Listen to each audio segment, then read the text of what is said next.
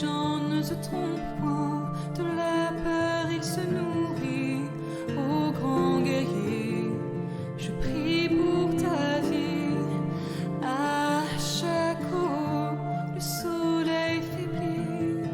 Fuyez mes amis, le néant est ici.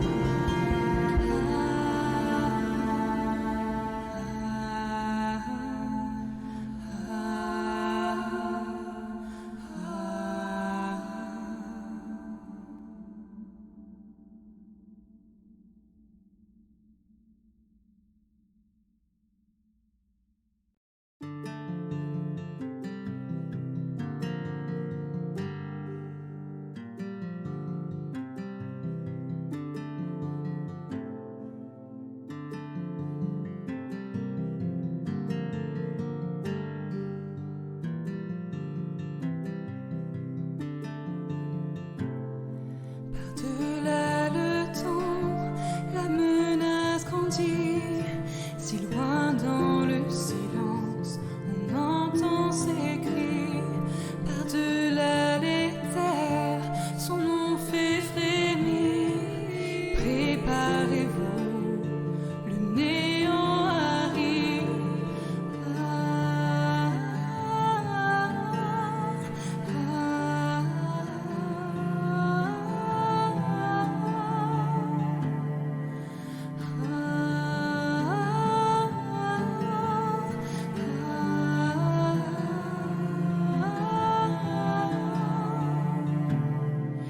Les gens ne se trompent point, de la peur il se nourrit. Ô grand guerrier, je prie pour ta vie. À chaque eau, le soleil faiblit. Fuyez mes amis, le néant est ici. Ah.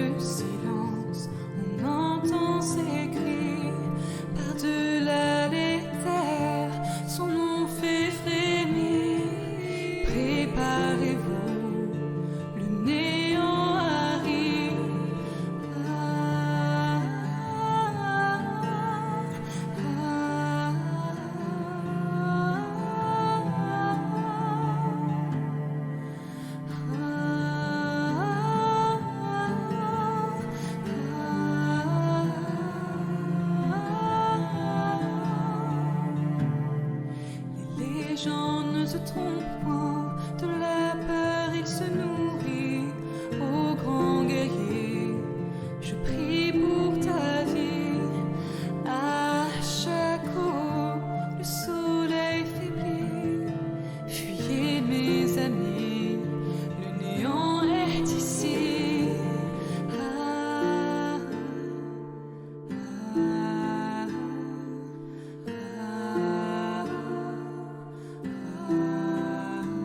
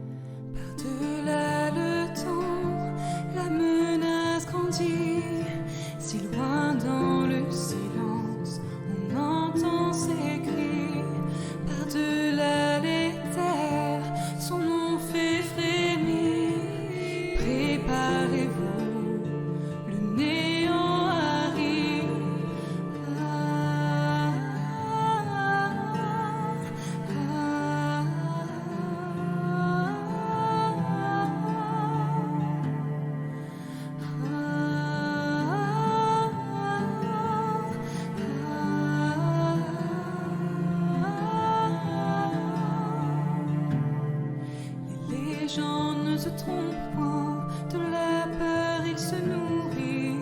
Ô grand guerrier, je prie pour ta vie. À chaque eau, le soleil faiblit. Fuyez mes amis, le néant est ici.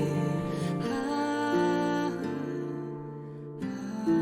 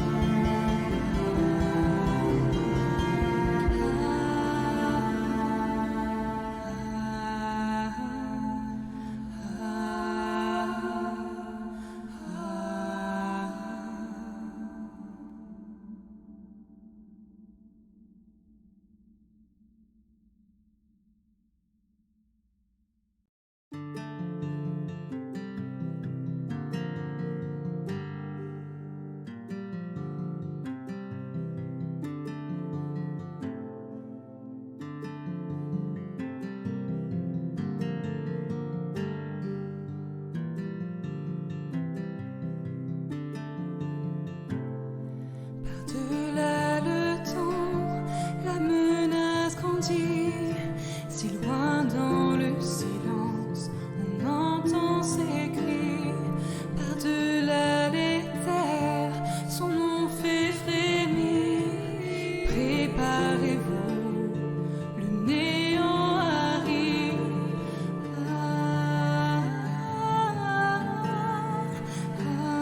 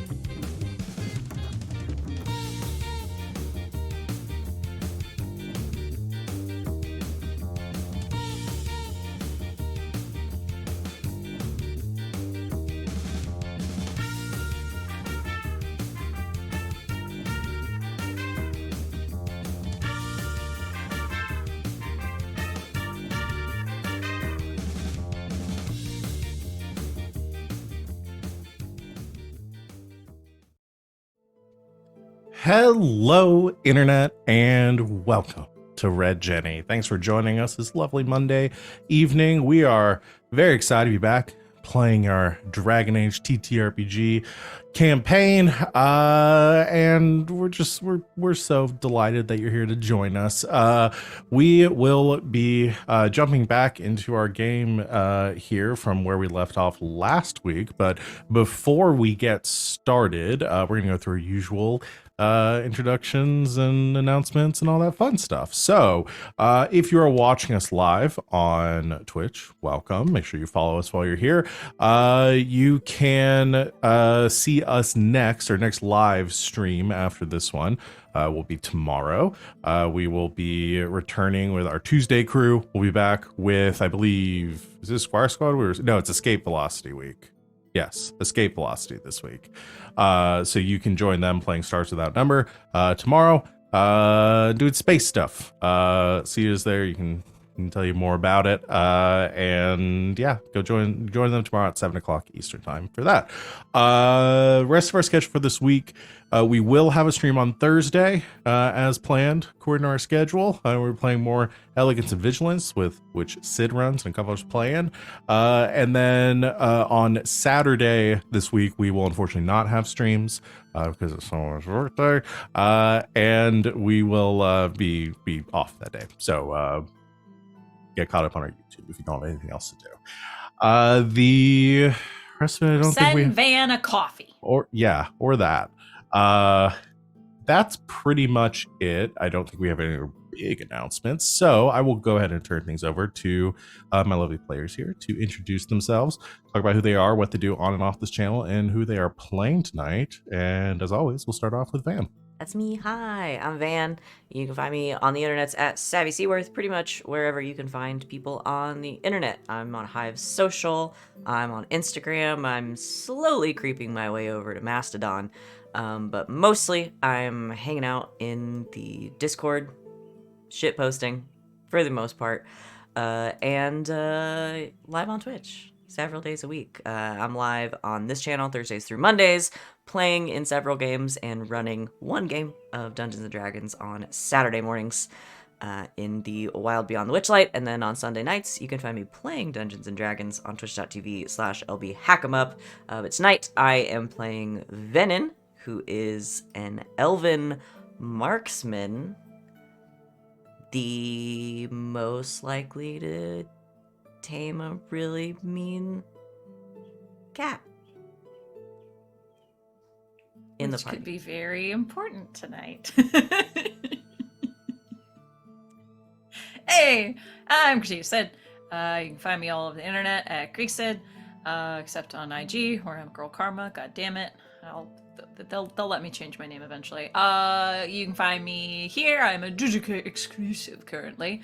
I'm here Thursdays through Mondays. As Val said, I do run our game of Elegance and Vigilance on Thursdays at 7 o'clock Eastern. It's the best of good society with the best D&D smushed into the whole mix. It's great. It's Regency superheroes essentially, because we're playing the swords sensibility and swordsmanship, I believe. It's one of the expansion packs. It's pretty great. You should check it out. But yeah, come hang out with us this Thursday. But that's not what we're doing right now. What are we doing right now, you may ask? Well, we're about to play some Dragon Age, and I shall be playing Yasmera. Yasmera is a Kunari Shadow. And she's the currently the most spicy of the party, given what she's currently doing, unbeknownst of the large attack of kittens that's about to happen. Yeah. Sup, y'all, it's me, Wally, your favorite non-binary slime best friend on the internet. You can find me on Twitter at WALLE132, just like the cute little Disney robot where I'm talking about the stuff that I'm in and the things that are on my brain. And also, yeah, maybe I'll be on Mastodon eventually. I mean, I have it there, but I'll be there eventually. You can also find me every Thursday through Monday on the games that everyone has already mentioned above. And on Saturday I did cool monk shit. So, come on through Saturday morning, see me do cool monk shit. It's great. Today I will be playing Garas, the elven duelist, who is he's in trouble. Yeah, he's in danger. Yeah, that's it. I'm in danger. That's what I'm going out on. I'm in danger. In danger. I'm in danger. I'm in danger. Hi, everybody. It's me. It's Sita. You can find me on the internets for the increasingly waning amount of time that I'm spending on social media. Most places at Mr. Wilt. You can also go on Instagram. I still post on there occasionally pictures of the wonderful food I make. That's john.sita, S-I-T-A. But really, if you want to find me, you need to watch our streams and be in the chat, because I'm probably there and I'm probably trying to distract everyone that's playing. I eat up like 80% of the chat. I don't know how people tolerate me. He's really clawing his way to the top of the moving through the ranks. the most often chats list. whatever it's called, top Yeah. chatters. Yeah, But I we do a lot enjoy of it that. so I'm much. also usually You'll at love it. work slinging burgers and running away from orders so I can make an odd joke in the chat. But tonight, We love it. Neglect your customers for us. I do. Neglect customers, acquire Please streams. do. Yeah. I said no pickle. Give me a second. I have to make a lewd joke. Yes. Yeah. No, Oh I wait, don't that's get the bugged. joke right there. It's a pretty chill little bar. Nobody's that impatient, thankfully. But also find me tomorrow, as Val said, playing Escape Velocity. It's a great time. We were in the middle of hunting down an eldritch string monster, and last week I blew up a whole bunch of Roman space Nazis with my arm cannon while playing tunes from the Nutcracker. So if you want to see some wicked wild shit, come check it out. But tonight I am playing, It's a sentence. yeah, Carter, the human abjurer of the arcane, and maybe at the moment the sweepiest one. We're about to get to all that and see what how everybody's status has changed here at the beginning of our stream. Hi everyone, I'm Val. You can find me at the Kraken's Crown, lurking around the internet.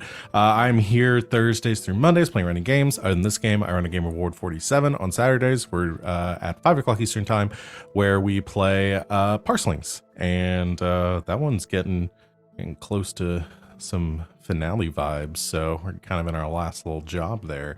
So come join us for that. Going to Paris. But tonight I will be running this game. Are y'all ready for your recap? All right. Previously on Red Jenny, your crew was finishing up a bit of downtime. 6 months had passed since your last job, and you had found yourselves busy as your criminal organization, band of rapscallions and general ne'er-do-wells had decided to, or had set their sights on undermining the nobility of Valrio. Taken on a number of jobs, growing in acclaim and notoriety throughout the city.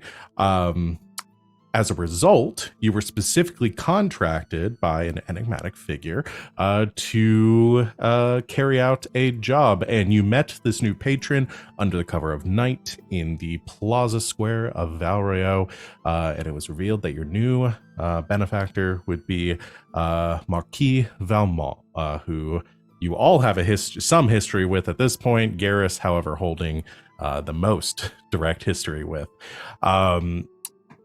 Marquis Valmont presented you with a job that he had received a letter from his cousin, a captain in the Orlesian military named Lambert Valmont, who also, though I don't believe Venehn has told anyone in the group yet, is the paramour, maybe kind of former boyfriend, maybe still boyfriend of Ven. So have some of that to deal with in the coming weeks. However, you did your preparation.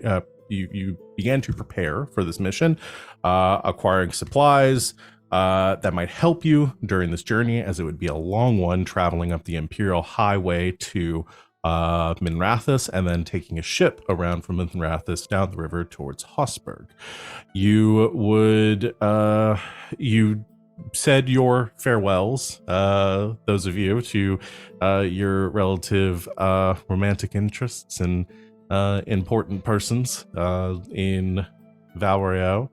Each of you sharing, or many of you sharing, a pretty sweet scene as Venehn and Venehn, Yaz, and Garas all said their goodbyes, and you began your journey traveling along the road back to Cumberland, where you had been previously, had escaped from prison, where Isaiah met you, as the Grey Wardens seem to have taken up garrison in the city, specifically in Chateau Hein, preparing for any darkspawn incursions that may make their way this far to the south.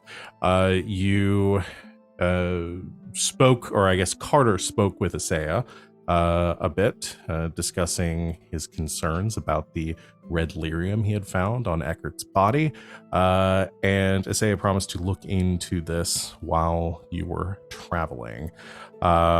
You formally said your goodbye to Lucia at this point, who gave Garas a farewell slap to the face, and continued your trek north.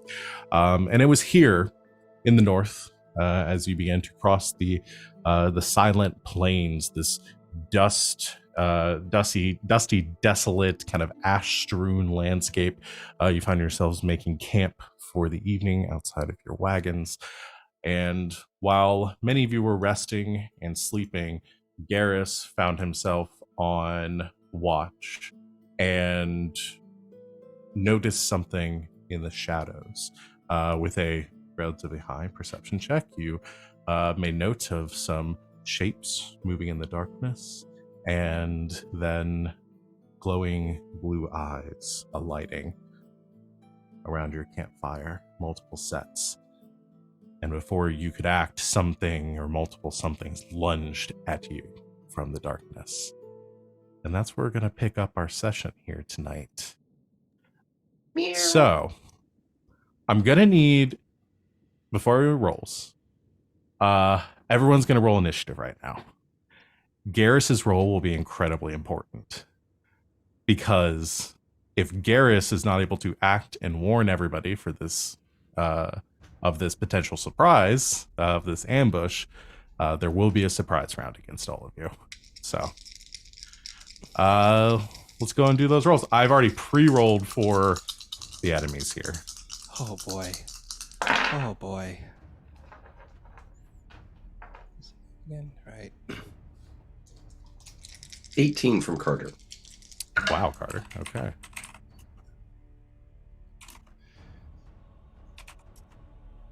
$17 for Yas. 19 for me. 19 for me. Okay. 17 for Yaz. Yes. 19. 19 for the Garrus, elves. 19. And Yaz. And Venehn. 19. Wow. That's really good, y'all. You're on some good initiative rolls. Garas, you have successfully beaten them in initiative. Let me go ahead and mark down where they're going to be in this order. Who goes after that?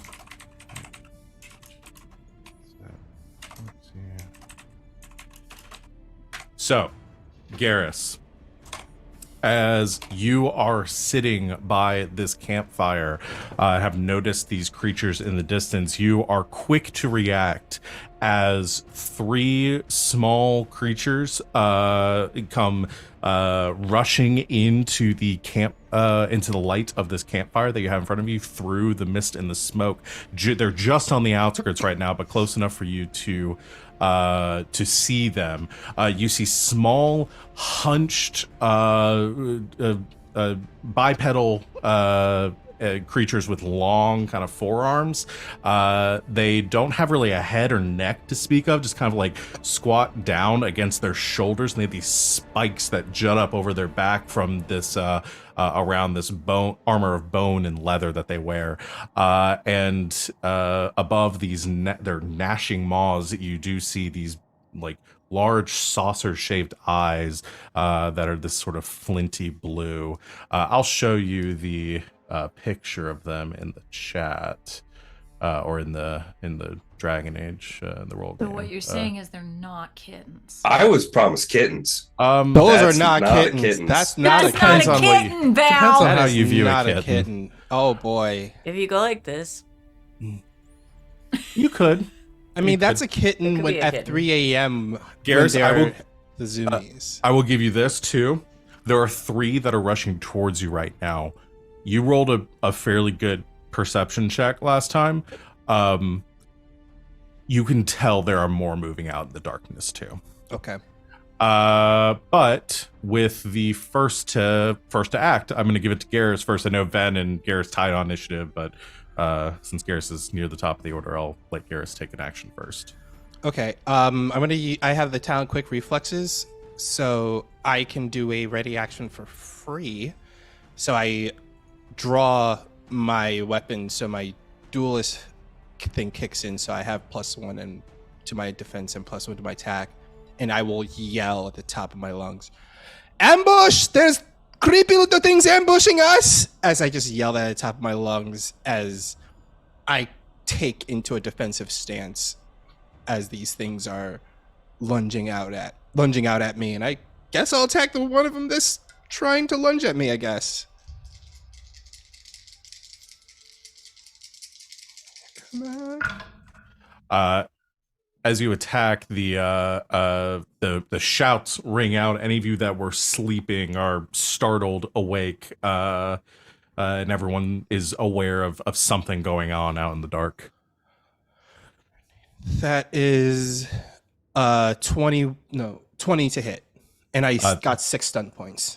Yeah, that hits. Okay, so 6 stun points. I am going to Pierce armor. Yeah, that's the one thing I'm definitely gonna do is pierce armor. Let me just pull up my stuns real fast. Stuns, where are you? Come on, there you are. I'm going to pierce armor, so that's 1 right there. And then I'm going to lethal blow this thing, so that's 6 in total. Okay.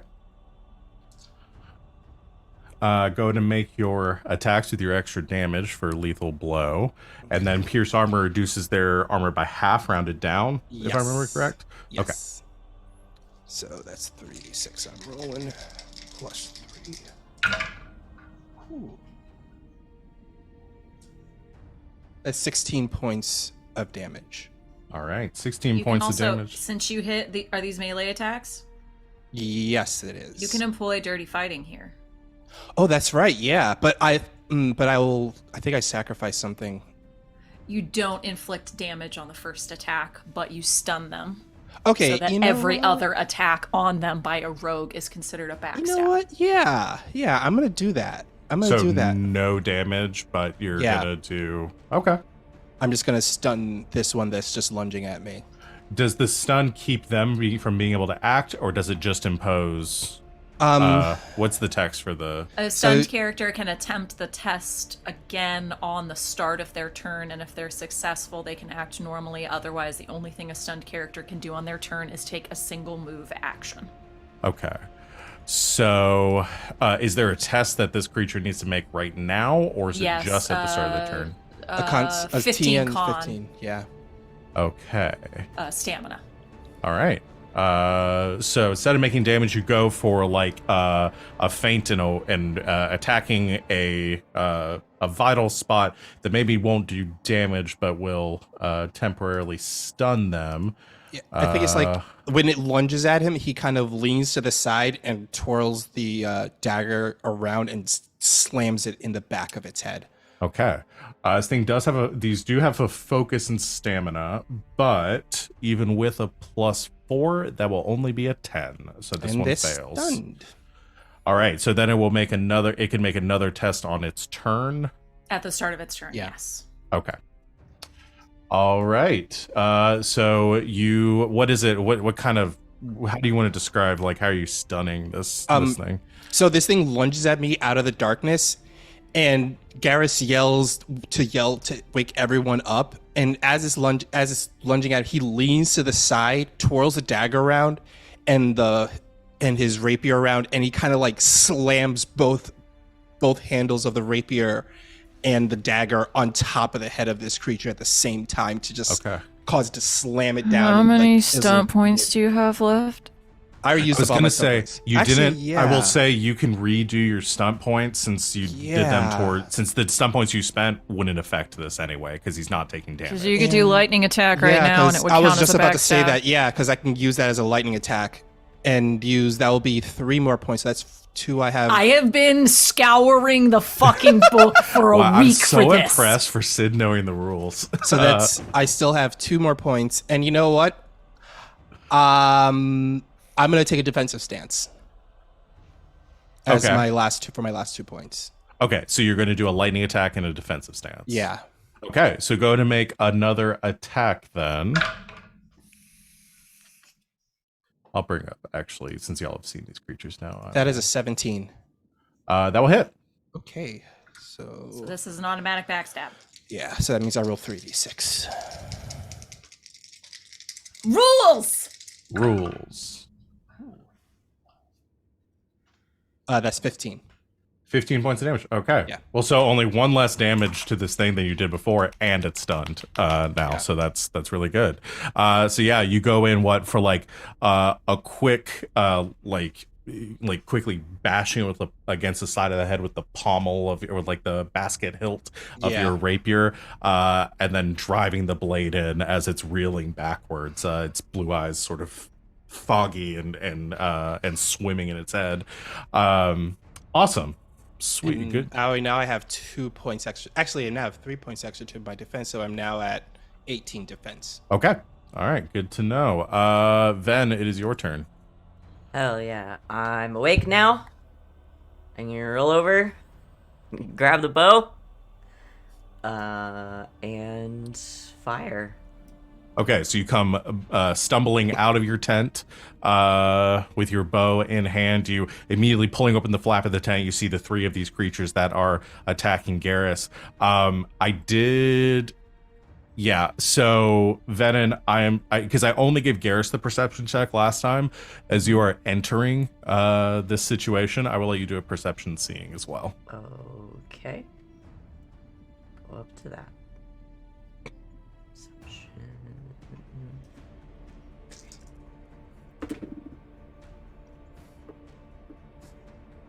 15. 15.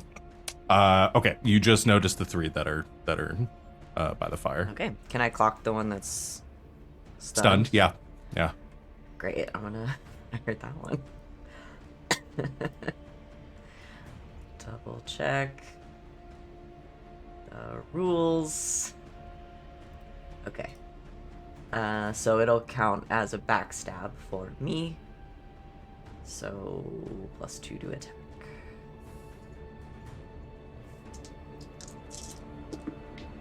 Ugh. 16. Hits. Great.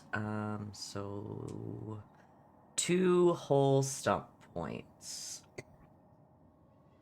First armor! Yeah. There's another one I can. What's the other one I have a bonus for? No, I don't want to do that. The rune is 6. Yeah, I'll do a pierce armor for 1, and then don't have to rapid reload anymore.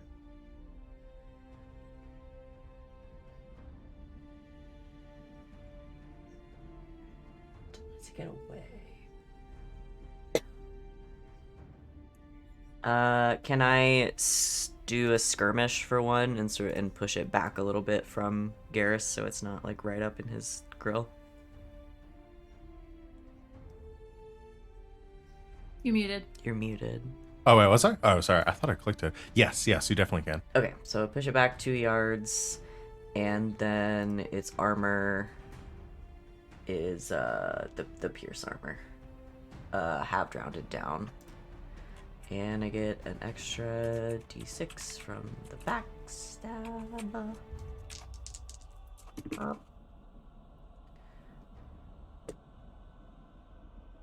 That's only 13. 13 damage, and this is the one that was already hurt. This is the stunned one, yeah. Okay.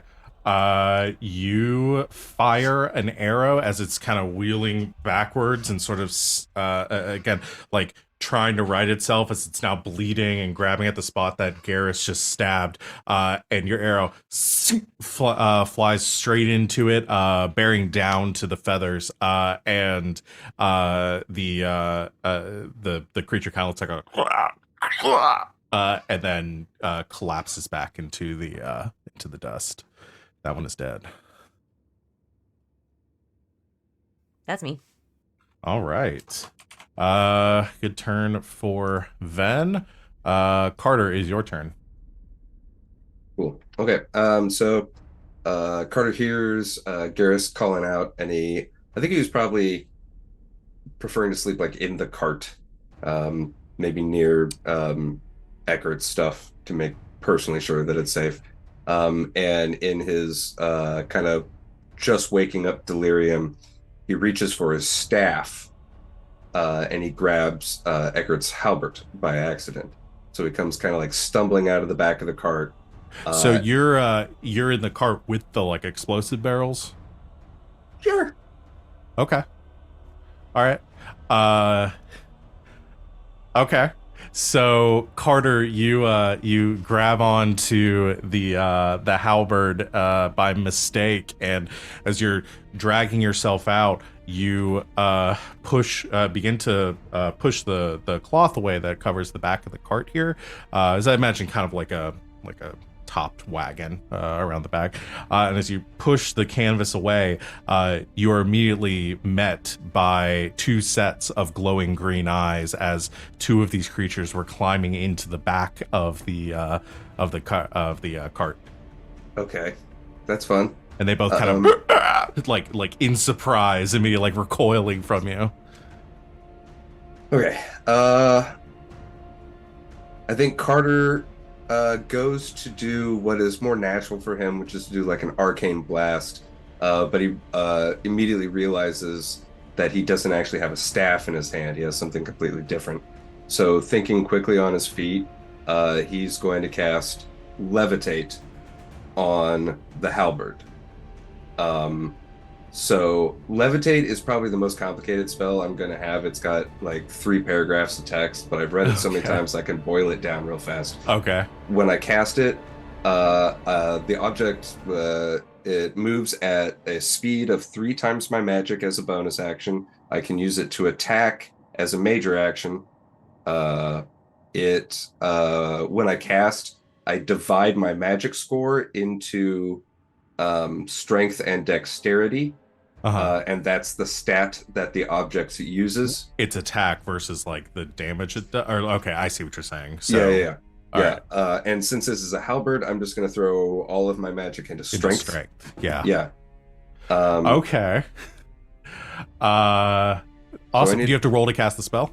I do, yeah. Okay. So let's do that. So that'll be your major action this turn, and then subsequent turns you can attack with it. Yeah. Cool. That's awesome. I got a 20 on that, so that's definitely lots of overkill on the casting. No stunts. But that is pretty much all I can do, because I imagine like I also have quick reflexes, so grabbing the halberd's free action, like readying it as a free action, but like waking up and getting up is probably my my minor. Yeah, I agree with that. You had to move a bit, and we'll kind of clock that in with your movement. So cool. So I imagine that a set of gauntleted hands, like plate mail gauntlets, in that shadowy green, gray, bluish, ethereal fade essence, are now holding the halberd at a readied stance in front of these things. He's okay. a JoJo. I love it. All right. So as this spectral, like the lance begins to twirl in front of you, you can see these creatures are incredibly freaked out by this right now, as this battle wizard just came walking out the cart that they were trying to rob. All right. And just so I have the picture right too, like I'm still inside the cart and they are like they were like about to climb in. Yeah. Okay, so you're cool. standing in the back of it right now. Awesome. That is gonna be Yaz's turn. Here's the yelling. Still takes 2 seconds to put a bookmark where she was. Major action. Closes okay. it. Shut up! No. Pops out. Immediate thought is protect the cart. Would I be able to roll a perception as yes. well? Oh yeah, you can. Carter will not, because Carter didn't like fully enter the. Carter's still obscured in the back. But yes, Yaz is use your minor action to get up, get out of the tent with your equipment, and yes, you can go ahead and make a perception seeing check. Okay.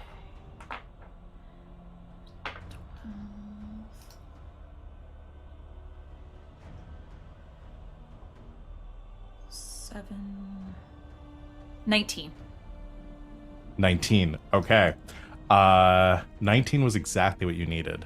As you step out in the darkness, and I think Yaz, you maybe realize it's light out there, so you take a second to sort of like shield your eyes from the blinding light of the campfire as your eyes are adjusted to kind of the darkness. And because of that, you scan the darkness around you and you see a few things. You see that there are these, you generally know that there are 3 creatures that had entered the campsite. One of them seems to not be moving anymore with an arrow sticking out of it. You also notice that there are 3 other creatures that are moving around the outskirts of the campsite, and they're holding weapons like they're about to throw something at Garas and Venehn. And you can also see some movement towards the back of the wagons. Over where, like, you can see the glowing of the halberd in the darkness that at by back of one of the wagons, and you can also see some movement by the back of the other wagon too. Okay. Literally like battlefield strategy, like yells all of this to everyone, like 3 in the darkness, da da da da da, like just yells it out to everybody. And is gonna shoot toward the ones in the darkness that are about to throw some shit. Okay, yeah, go to make an attack.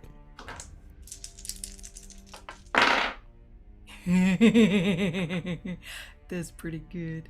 That's gonna be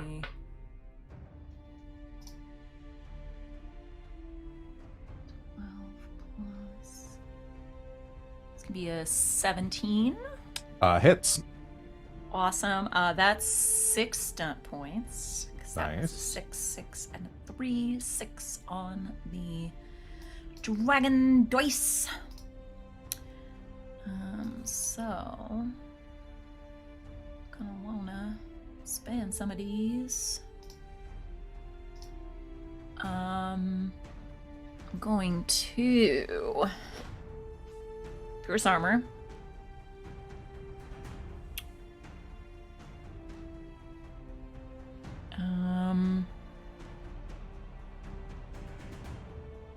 Rapid reload and a dual strike. Okay. So yeah, basically gonna try and shoot 2 of them in the darkness there with the same shot, and then I am reloaded for next time. Okay. So now I'm gonna do the damage. So I get +2 from my swift arrows. Did you have swift arrows or swift? You got swift bolts, right? Yeah, swift bolts. Sorry. Yeah, okay, swift just bolts making for sure my because I knew crossbow. Venehn Yeah. had swift arrows. Yeah, swift bolts. So that is 6, it's 11. So 13 to 2 of them. Pierced armor. 13 to 2 of them. Okay. With pierced armor, so that reduces the armor to 1. Okay. All right, yeah. You fire 2 quick crossbow bolts out into the darkness. Quickly reloading between shots. Venehn and Garas, from I think you can pick up on this as you hear the bolts loosed and wildly missing the ones that are in the campfire, but you do hear like them hitting 2 creatures in the distance that both snarl in response. You gather that Yaz has clocked some that are out beyond the perimeter of your campfire. And I yelled exactly where they are, like, there's yeah, west, I'll say with that and Venehn, as your eyes are kind of adjusting and stuff too, you and Garas are made aware of those ones out there as well, and that there's some movement over by the wagons now that you're knowing where to look. Okay. That was my move action. I mean, I'm done moving, I guess, but was gonna continue moving toward the second wagon to protect the second one. Sure. Yeah. Continuing your mind. What is your speed again? My speed. Speed is 14. Okay. Sure. Yeah. You you can go rushing over towards, because it's 14 yards. So yeah, you go running towards that wagon. I can't think of a reason why your wagons would be more than 14 yards away from you at the campfire here. You come running up to this second wagon, the one that Carter is not standing in the back of, and you see these two more of these creatures trying to climb up into the back of it as you wheel around on them, interrupting Just their- for flavor, snarls at them. Well, as appropriate because it is the Ghast's turn now. They are going. So the order I rolled them in, I rolled them in 3 groups. So they'll act according to their groups. So the barrel stealing ones are going to attack both Carter and Yaz. So Carter, will go with the 2 that are in your wagon first, as they climb up next to you and lash out at you with these pretty nasty, like jagged looking blades of like rusted metal, probably some scrap that they picked up and reformed into swords. That is going to be on the first one. Double check what their attack modifier is. It's a 14. And it's Okay. The second one is a 22 with 5 stunt points. no, that one misses. I forgot to look. I need to remember to look at stunt points because I didn't look at the stunt points for the first one. But so I'll roll the damage for the first one that hit you. That is going to be 3 points. That's 6 plus gets a +1 bonus because another ghast is adjacent to you. So that's 7 points of damage to you. Okay. The other one is got 5 stunt points, is going to do the lightning attack for 2 stunt points instead of 3 with their quick blades. So it's going to do another attack against you. And has 3 others, so I think it's going to go for... We'll go for a mighty blow and a skirmish. What I would do. So that is going to be for the last attack against you. That's also going to hit. That's a 15. So for the first one with the mighty blow, that's going to be, that was actually 1d6. Not the best damage roll. It's 8 points of damage. And then for the second lightning attack, that's 10 points of damage. Hey, yeah, glad I got armor. As these quick attacks, like they're slashing at you, these 2 creatures with these jagged blades, driving them up towards you, you trying to fend them off with this halberd. The one that gets the hit off of you, slashing near the back of your leg, actually like throws its shoulder into you and pushes you out the back of the cart. So you are moves you 2 yards, and I think that's appropriate. That could have gotten you out. So you're pushed out the back. That is once against Carter. Yaz. The 2 of them are gonna they're gonna give up on their current objective and attack you instead as you're running up on them. That is a... Okay, it's a 14 to hit. That hits. No stunt points. The other one is a 16 to hit with no stunt points. Yeah, those will both hit. So that will be 8 points of damage on the first one. Okay. 8 points of damage on the second one. So all said and done, 4. Because my armor is sick. Nice. So those are the ones. That's the barrel crew. The ranged attackers are going to go next. All 3 of them are still standing to them, looking a little rough. Yaz went running off. So I think they're going to divide their attacks between Venehn and Garas. Venehn, I'm gonna do 2 attacks against you. I'm gonna do 1 against Garas. So that is a 17 on the first one against you. Yep. No stunts. That is a 13 on the second one against you. That misses. Okay, that one had stunts, so good thing that missed. So in total, your damage, you don't have any of these creatures adjacent to you currently, so they don't get the damage bonus. So that's going to be 7 points of damage to you. -5. Okay. Yeah, I'll let you, I trust y'all to do the subtractions for those. The Garas 1 range attack against you. That is a 15 to hit. That misses. That misses. Okay. From the darkness, 3 boomerangs come flying into the light. Then you dodge out of the way of one, another one just clips you. And Garas, you dodge out of the way of the other as they go back out into the sands and the darkness around you. Never throw a boomerang in the dark. You're never gonna find that shit again. I know this from experience. The last round of attacks are going to be the 2 that are still in melee with Garas. So they're both going to attack you. I think that one's going to miss. That's a 14. My defense is 18 right now. That's even worse. So yeah, both of them miss as they tried to stab you with their blades. But that is all of their turns as these ghasts begin to swarm on you. Garas, it is your turn now. I am going to attack one of the ones that earn melee with me. All right.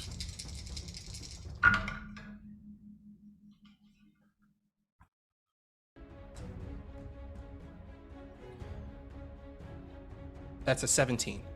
And I got Hits. 3 stun points. So for my stun points, that's 3 stun points. I am going to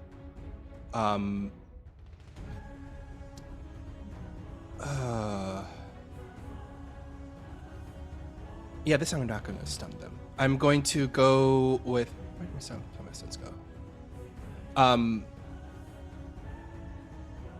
I'm going to lightning. Actually, no. I'm going to lightning attack that Okay. one.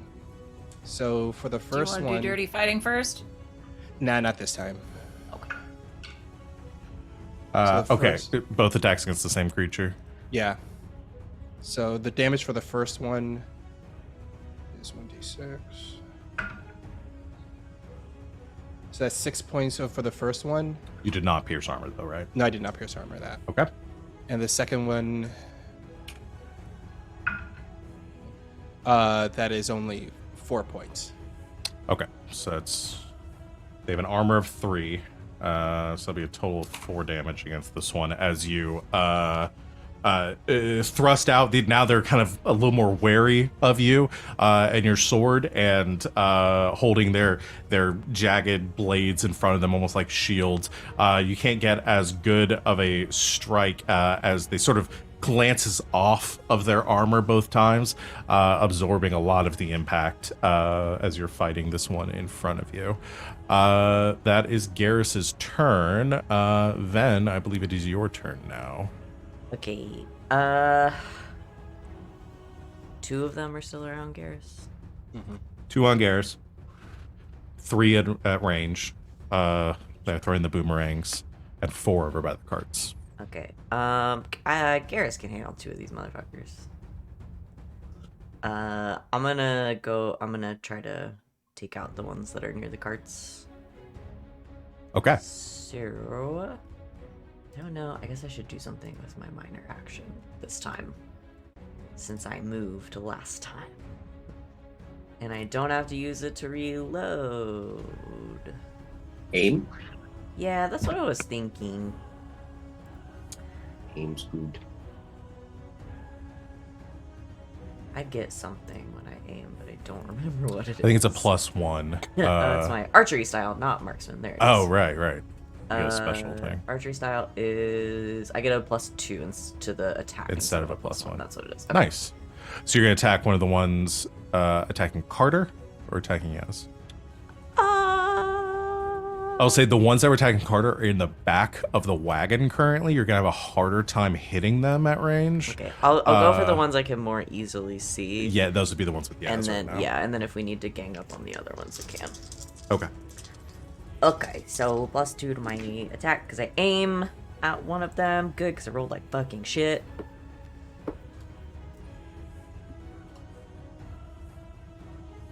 14. 14 hits. Jeez, okay. God, that was such a bad roll. Defense is not high. Nope, no stunts. Just a good old 11 damage. And that was to one of the barrel stealing ones. Okay. Yeah, don't steal my fucking barrels. Kick your ass.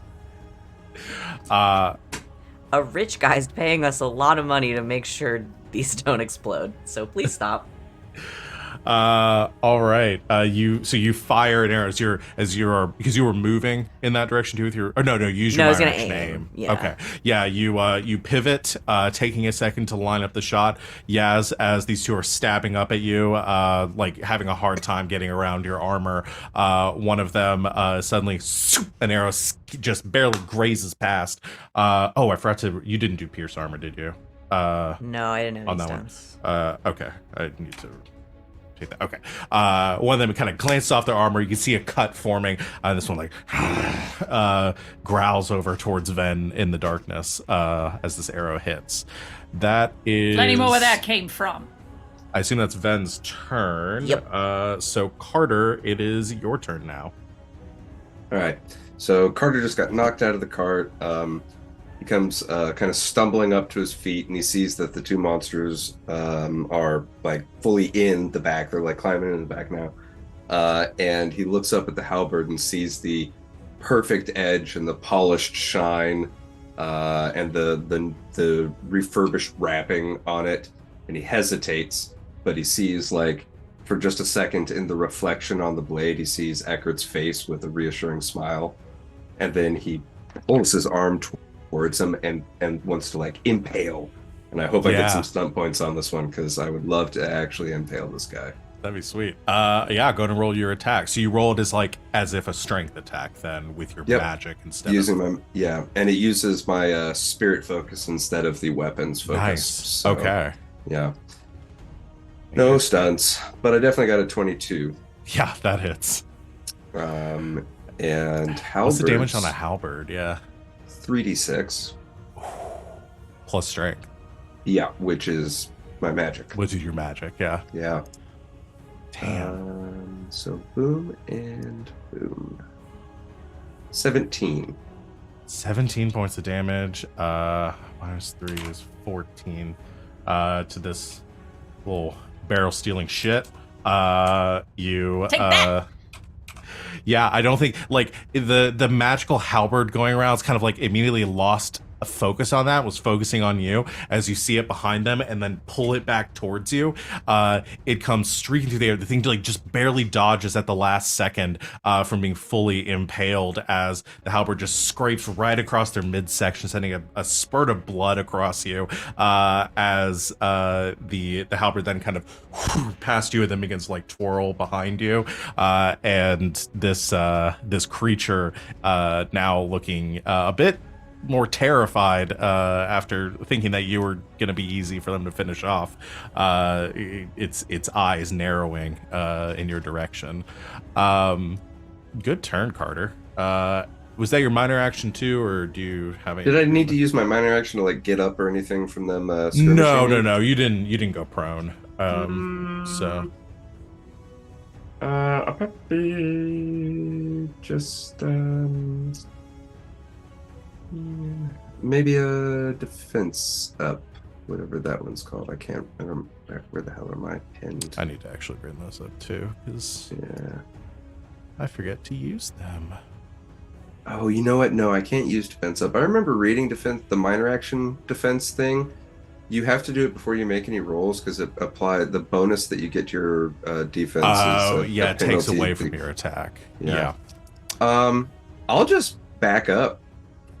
This thing also Okay. moves almost twice as fast as I do when I'm doing Yeah. this, so I'm just gonna use my movement to like slowly step backwards and let my halberd do the thing Try in the to- distance. Yeah, try to like kind of lure them out away from the wagons. Okay. All right. That is Carter's turn. Yaz, you are next. All right. They're right up in front of me. But not like right up in front of me. Okay. I'm gonna use my minor action to activate Shadow Mode. And because we have realized you can backstab without moving if you're using a ranged weapon. Yeah, I'm gonna shoot one of these fuckers and go for a backstab. Okay. So I need to make a. Is it stealth?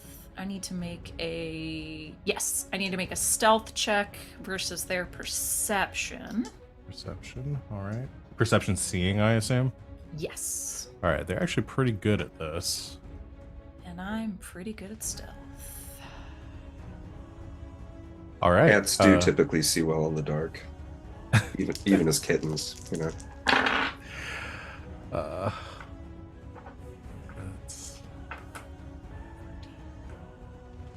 That's a 16 21. for them. Okay. They did well, but not good enough. Actually, 22 because I get the +1 bonus on There you stealth from go. Shadow Even Mode. even better. Yeah, they lose you as you just disappear into the dust as they were kind of using the dust and the moving sands around them for advantage. You do the same thing, turning their own abilities against them. So you get to make your attack now. Yeah. So if I hit.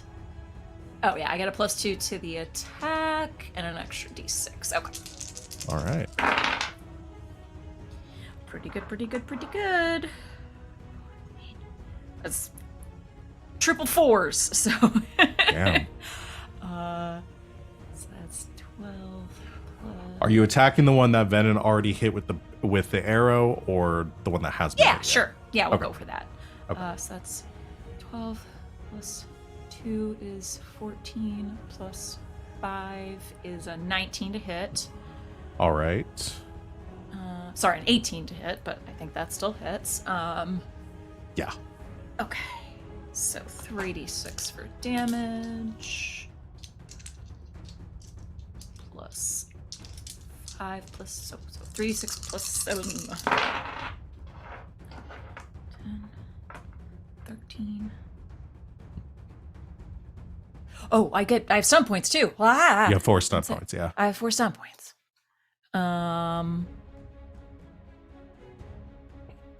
Rapid reload. Okay. Always.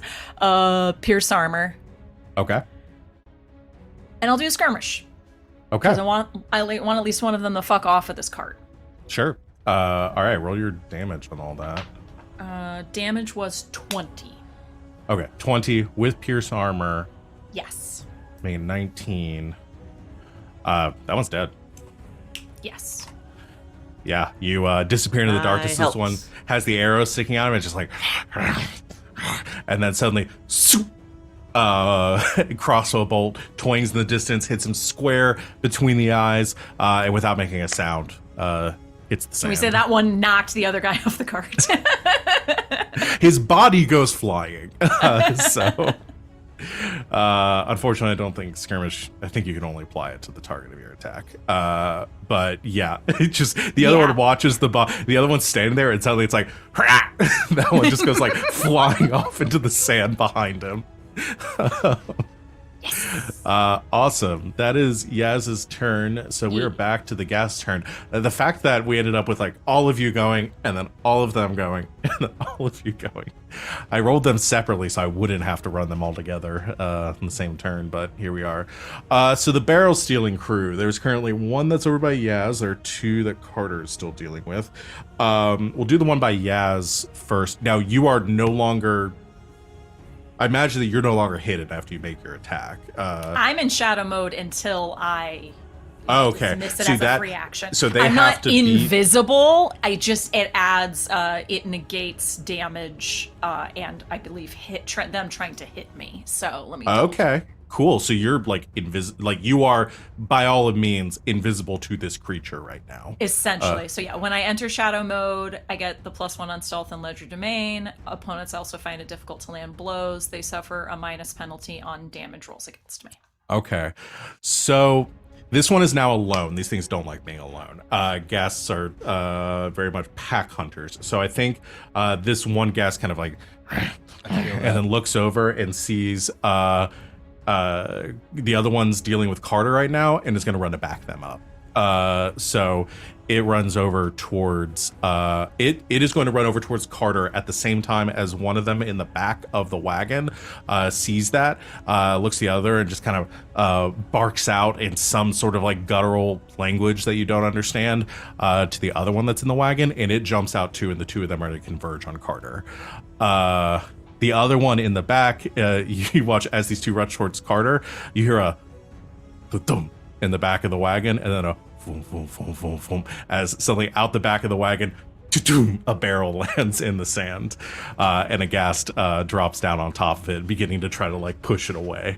So one of them, They super don't want these. You don't. They don't. You don't want these barrels, I bro. will Is it one of the I is will it one of the remind ones you with all- wine in it? Because it can You have don't that know one. because they are all indistinguishable.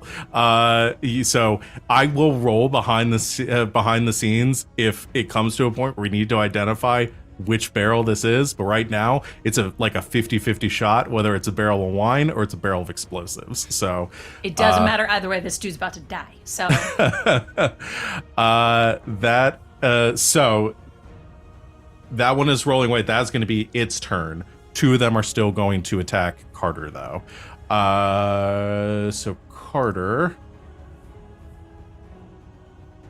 First one is a 14, which I think you said hit you before, unless that's changed. Okay. Yeah. 13. Oh wait, you defensed up. No, you didn't. No, I didn't. Right, that's I right. couldn't. So 14. I did move against back me. though, so You I'm did. sure they can catch up to me. But I do want to illustrate that there are two of them are now like 12 yards Yeah.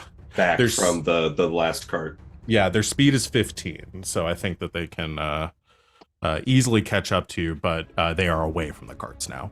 The other one that attacked got no stun points, but it was an 18, so that also, I think, hits you. So that'll be a total of... So 2d6 plus... It's going to be 18 points of damage. Total. If you have sorry, I should have done this separately. You can That's apply fine. your armor. You can apply your armor twice to it. So both of them were over your armor, so it wouldn't matter which one we applied it to. I'm coming, buddy. I'm sorry, that slipped right off my brain. No, it's fine. What's your armor? No, I know what my armor. It was 18 18 points of damage. Yeah, okay, 18 points cool. of damage. Yeah. Cool. Minus. so take your twice armor off twice. Yeah. Yeah, I should do them separately. I don't know why I did it like that. I was trying to save myself time, and then I complicated things. That is going to be the. So Yazir over there. So Garas is now alone by the fire, with Venehn nearby, firing some shots. The three that are at range and are helping, actually seeing the one now. The two that are by Garas, I think they're just going to swarm you, Garas. So I think all four of them are going to come up to attack you because they're going to have a better chance doing this if they're all doing it together. So that's going to be, and they don't have the boomerangs anymore. So that's going to be That four. sword's rated E for everyone. That's going to be 4 attacks against you, Garas. Is your defense still up, or does My it go back defense down? is now down to 16. 16. Okay. Use one at a time. That is a 16 on the dot to hit you on the first one. Okay. 11 plus 5. I keep double checking to make sure. Yeah, so 16. That one's a miss. That one's going to be a hit at an 18. Okay. No stunt points. Also an 18 with 4 stunt points. So 3 of them hit. The one that hit with the stunt points, pierce armor or lightning attack, favored stunts. I think it's gonna go for a lightning attack, so it's gonna go for that. So it can do lightning attack, and it can do. Oh, I think it can also do pierce armor. Where did it all go? Where did my stunt page go? Exploration stunts. It's not helpful. Combat stunts. Show party. Yeah, it can also do a pierce for 2, or it could do mighty blow. I think it'll pierce armor for 2 on that one. So it's going to do 1 more attack against you. And it hits. It's a 16 on the die. Yeah, it hits. Yeah. All right, so 4 hits against you. 1 of them will pierce armor. So I'll do the pierce armor one first. They are going to have +3. They're each one. We have 3 allies adjacent, so they have additional +3. So these are going to be 1d6 + 6 for each of them. Got it. How are you looking, Garas? I have not been hit once, so Okay. so far so good. So first attack with the pierce armor is 9 points of damage. Okay. So what is your armor at? My armor is at 3. Okay, so your armor would be 1, so you take Okay. 8 points of damage from that. Okay. These other ones you get to subtract the full 3 from. That is, what did I say they were adding to it? 6. So that's 11 points of damage. Okay. Another 8 9 points of damage, and 6. and that's minimum damage. So that's 7 points of damage. Okay, that's 4. Whew. So yeah, these 3 using their group frenzy ability come just I immediately as Can they we get close learn together. Is that something we can learn? No, I don't know. That's Okay, what I say no. that's I have what no dirty fucking fighting is. idea. That's essentially It what is dirty kind of what fighting dirty is. fighting is, huh? Yeah, so they get a bonus on damage rolls equal to the number of allies they have adjacent to a target, and a +2 bonus on wisdom morale tests if they outnumber their enemies. So, So pack tactics. yeah, essentially. So the 3 of them immediately going feral, just swarm against Garas. And Garas, this isn't your type of combat. Like this isn't dueling. There's nothing fair about this. This is just trying to kill you. As these 4 monsters swarm against you. That will be all of. Because that was range. Oh shoot! There are 5 of them left in range, so I missed one of them. I'm gonna be fair and say that one's gonna go after Venehn. Oh, he's sleepy. That one's brave. That one's going off on its own rather than doing another. Because I'd have to add +1 damage on all those hits to you, and then instead of going back and doing that, I'm gonna say this one is gonna go try to distract Venehn. I would not call him brave. I would call him stupid, but He thinks there's somebody else coming with him. Yeah, this one wasn't sure. It's Come like, on, Gary. let's go. Let's go! Runs this is forward. Leroy Jenkins who just ran off. Venehn, that probably me. misses you. That's 13. Oh no. Oh no. Yeah, I figured. That one takes a stab at you. It's like, ha! And then like turns back around. There's no one else around him, and there's just like this oh shit moment in its eyes. It's like I made a terrible mistake. I'm sorry, little guy. I didn't mean to put you in this situation. That will be their turns. So it's gonna be back to Garas. How are you looking, Garas? I am at almost at half. Okay. That's fine. I'm fine. So I'm definitely gonna attack one of these guys in front of me. Whoo! A 6 stun point, 6. That's 18. To hit, yeah, that hits. That's 6 stun points. Question. Mhm. Is the fire? How big is the campfire we made? I wouldn't imagine super big. It was enough to maybe light like a 10-foot area. I mean, Okay. because I don't imagine y'all set like a roaring bonfire Right, in the middle of yeah. this desert. So what I'm gonna do is for my stun points, I'm gonna do pierce armor. So that's 1 point. And then I'm going to do a Mighty Blow, so that's 3 points. Okay. And also, I'm going to skirmish this one in front of me and kick them into the fire. Into the fire. Okay. Yeah. I'll give you the one thing I will say. Threw my dog in the fire. If you kick in the fire, I'm going to put it at like 50-50 odds. The fire's just extinguished from that. Yeah. So I will let you roll a die to see, like, essentially like a luck check to see whether or not the fire goes out. Yeah, sure. Okay, let's do the damage and stuff first, though. So, you I assume you're going for one of the more injured ones. Yeah, definitely the more injured ones. Yeah. Okay, because you've got 4 on you. One hasn't taken damage. The other one's taken like a tiny bit, and then the other 2 that joined in are both the ones that have the crossbow bolts from Yaz sticking out of them. So we'll say you attack one of those. That's 14 points. Okay, did you pierced armor on this? And I pierced armor. Yeah. Okay, so -1 to 13. It's exactly how many hit points he had left. So that one is dead. Nice. So you stab him and just drive the blade in, and as you kick him off your sword back into the bonfire, which I would have done additional damage to, but that was still, since he's dead, we won't necessarily worry about that. As you kick the body back to the into your campfire, roll me a d6. 1 through 3 it goes out, 4 through 6 it stays lit. Whew, 4. Okay, bonfire stays lit. It kind of hits, it skirts around the edge, some of the sand kind of kicks up. It's a little dimmer than before, but the bonfire, or your campfire, is still, I keep calling it a bonfire now because I said that word once. The campfire is still light enough to give you some visibility here. And since I still have 2 points, I'm going to use the last 2 points to go back into defensive stance. Okay, yeah, good stuff. That will be Garrus's turn. Then what you got? You got one guy in front of you, and then a whole battlefield around. Guess I should just kill this guy. Yeah. I did we decide if there's any?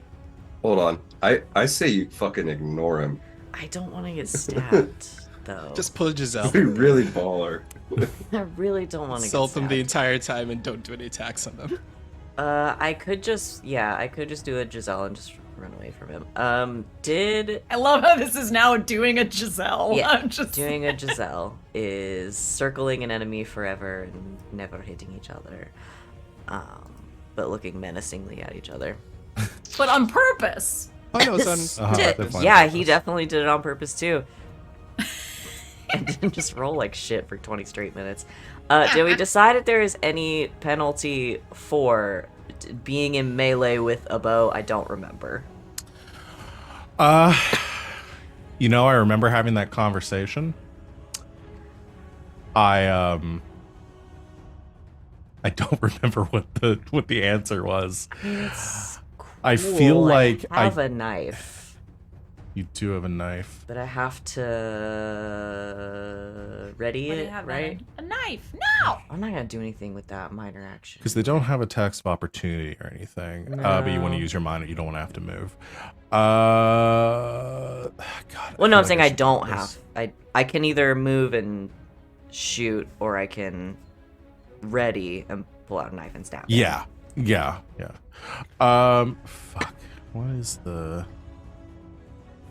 I feel like he's right there. If anything, you should just make him easier to hit. I don't think with an arrow that's technically how that works. Oh, here we go. So it's under attack roll modifiers on page 216. For attack roll modifiers, it's a -2 penalty for ranged attack versus a defender engaged in melee combat. Okay, got it. That would essentially... It's -2? -2.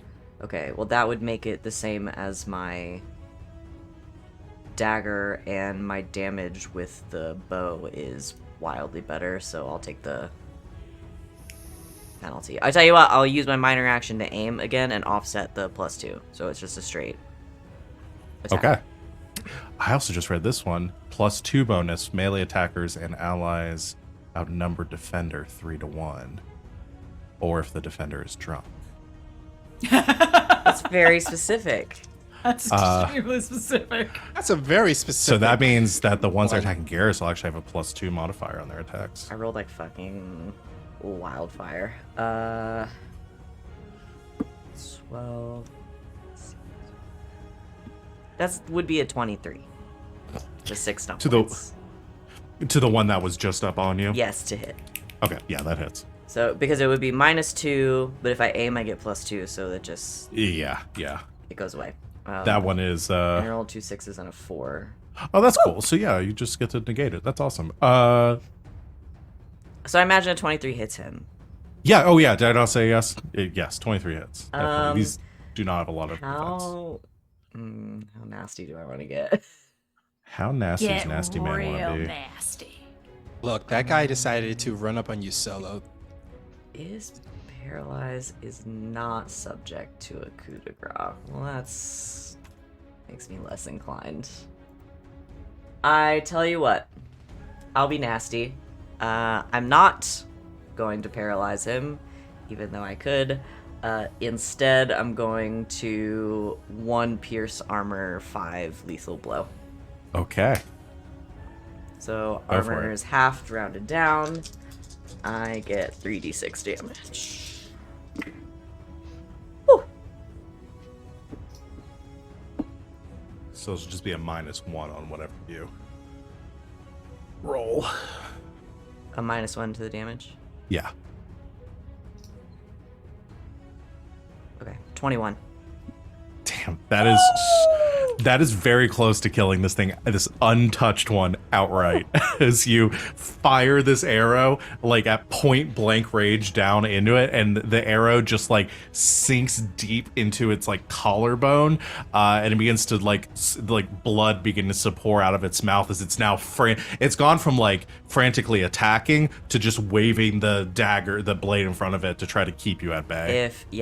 I don't know if it can understand me or not, but I think it will at least understand the intent when I just sort of get down on its level a little bit and say, Simba. I'm actually gonna have this one because it's on its. I'm gonna have this one make a morale check. It will not have the +2 bonus.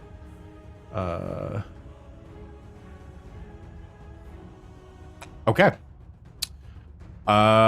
This one looks like it might just bolt after that, because okay. it's not. I'll let it It's go. on its own. Its friends left it. He's Well, looking real rough. Leroy, He left you his left your friends. friends. You left your friends, little one. If it runs, I'll let it go. Venehn, that is the end of your turn. Carter It is probably on. won't survive anyway. It is on you. You've got 2 of these little bastards attacking you. Okay. There's also one that is attempting to flee with the barrel. Yeah. Yeah. Did that come out of the cart that I was? Yes. Yeah. Okay. Okay. I've got him. Well, but I want to get him. This is gonna be cool. Trust me. You can help me with the other 2. So I want to add a Carter's- little extra thing though, because I want to make it transparent. Because this one has the barrel, if y'all roll poorly, things could go bad. I just want to say, if y'all roll poorly on attacking this thing at any sort of range, it could go bad. So just a heads up on that. Okay, I think I got this. So Carter has been backing up, right? And these 2 have moved up and engaged him and dealt some damage to him. So he's effectively unarmed and in melee combat with these 2. But he looks between them and he sees down to the one stealing the barrel. And Eckert's halberd is like sticking partially out of the ground next to it. Uh-huh. So Carter turns into a stance, and from 12 yards away, he grabs the halberd and brings it up and down. So he's like engaging these 2 in melee combat, but he's moving the halberd. You're like there. shadow boxing right now. Yeah, you're just like, you're mirroring the images of what you want the halberd to do. Okay. Mhm. All right. I will let you do that. I am going to count this as sort of a ranged thing though, so because you are not like actually in melee, this is like your ability Okay. to like manipulate it. So again, if you miss the attack and get a 1 on the stunt die, on the dragon die, then you're gonna hit the barrel. Okay. But go and make your attack. Well, that's 21 with 5 stunts. Yeah, So that definitely yeah. hits. I got stun points. I don't get those often. Okay. So let's do I'm gonna say this is the one that you hit with your halberd before too. okay. In that case, let's do lightning attack and pierce armor and a what did I say? 5? What is that? That's Yeah, 5. so that would be lightning 5. attack and pierce armor. Yeah. Okay. Yeah. So damage for the first one. Oops, I cleared that. Damage for the first one is going to be 15 With the pierce armor, so Yep. that would be 14. That kills him. Cool. Okay. You just slice this one in half if it's trying to push the barrel away. Blood spattering against Damn the it, barrel. Carter, he was mine! But you get a second attack though that you can make against one of the ones in front of you. There are 2 more for you. Please come.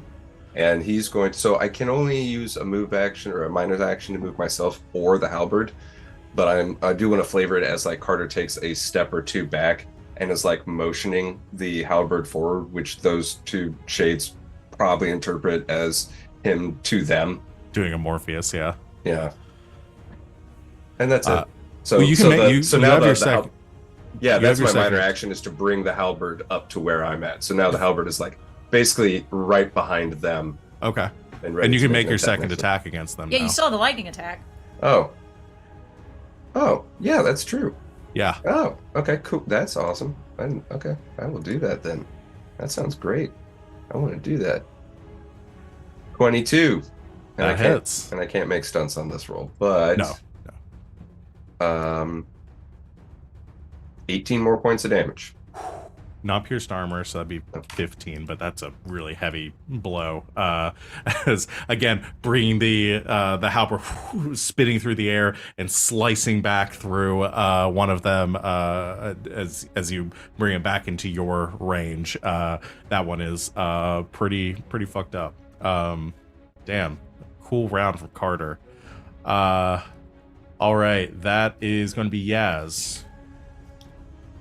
Yaz is still pissed, but she'll run over to the barrel that's out of the cart and basically, like, I'll use my minor action to just move to that barrel to keep it protected.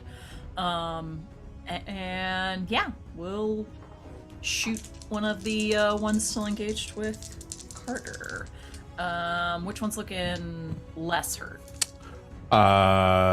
The one he did, one of them's untouched, one of them's is bloodied. She'll go for the untouched one. Okay. Even the playing field a little bit. 655, baby. So that's 11. I don't think y'all have missed on attack yet. 16. Yeah, that's wildly yes. It's just 16 on the dice. So okay, Yeah, you I don't want to do definitely math hit. right now. No, that's fine. But that's it's 5 stun to ruse. So rapid reload, pierce armor, and I'll do a lightning attack. Yeah. All right. So first attack with the pierce armor. Got the plus. Okay.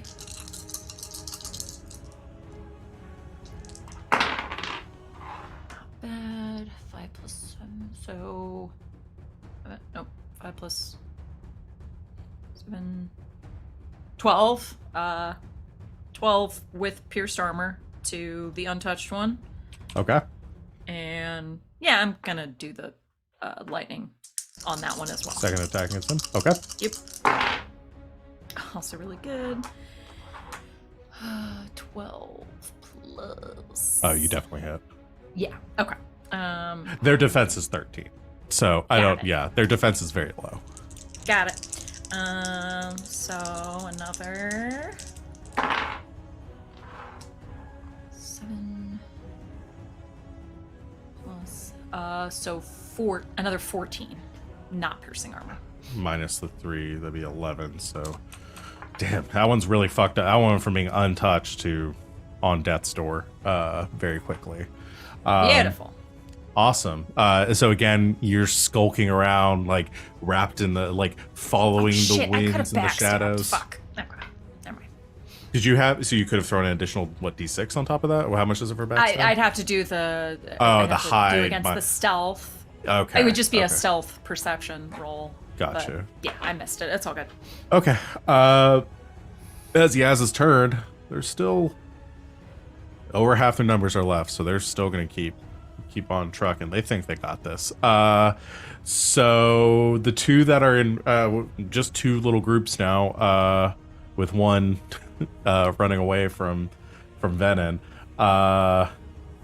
The two that are attacking Carter are gonna continue their onslaught. That is gonna be definitely, I'm assuming a hit on that one. That's an 18.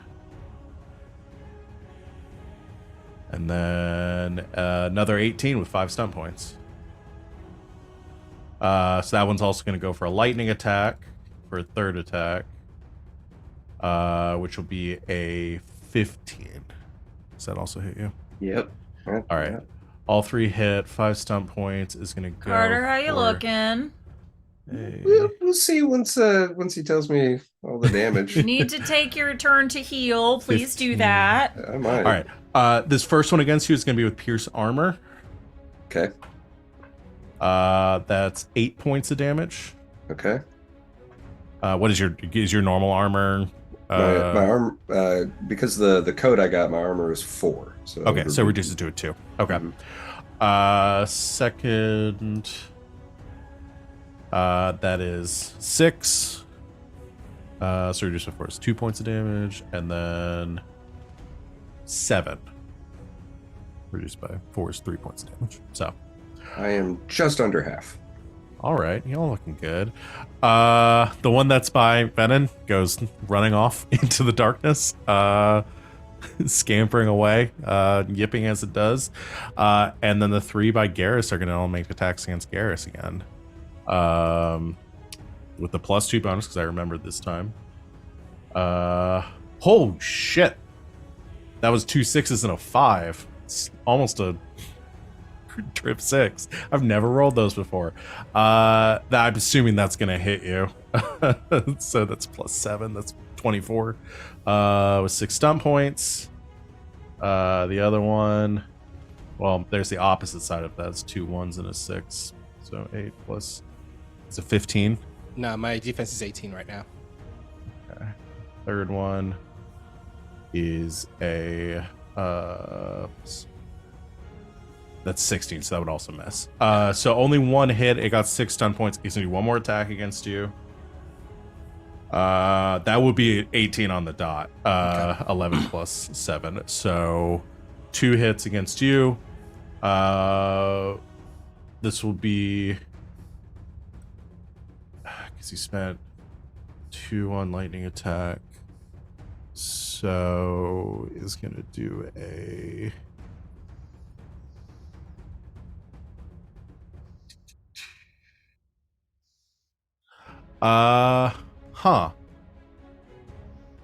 could do that. You don't have to though. I could do you that. can just I mean, you could. not do Could it, do but that. don't like that. Spent all this time wondering if you could, then stopped to wonder if you should. I got 4 left though. Flirt. No, I think he's just gonna go for a mighty blow and a pierce armor. On that. So did I say both of his attacks hit you? Yeah, So both 2. attacks hit me. So we'll do the first one with the mighty blow and the pierce armor. So that'll be 2d6 plus. Only has 2 allies in range. So plus 2, 5, 7. Plus 5 is 12 points of damage. So that's Reduced by 11. 1, so 11 points of damage to you. Got it. And then The second attack will just be normal. That was pretty abysmal. That'll be 6 points of damage. Okay. So yeah, they all slash at you. You're able to avoid the attacks from a couple of them, but it's just too many around you right now. So one of them does get through for a couple of quick strikes. Why do I keep Xing out of that? That is all of their turns. So Garas, you're back up at the top. Okay. Garas, like, after he gets attacked by that mighty blow, he kind of spits out some blood and like licks it off of his lips and just gives these guys a smirk of like, okay, now I know how you work. And he's going to go for his first attack. He's going to go for an attack against these guys.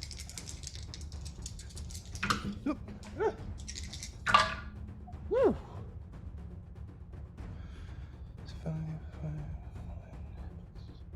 So it's 16, and I got 5 stun points. Yeah, that hits. Okay, so got 5 stun points. I'm going to stun the one that did the mighty blow against me. I hit it, and I'm going to stun it. So it needs to make a save. All right, that is a stamina. It is a Constitution stamina. Yeah, Constitution stamina test.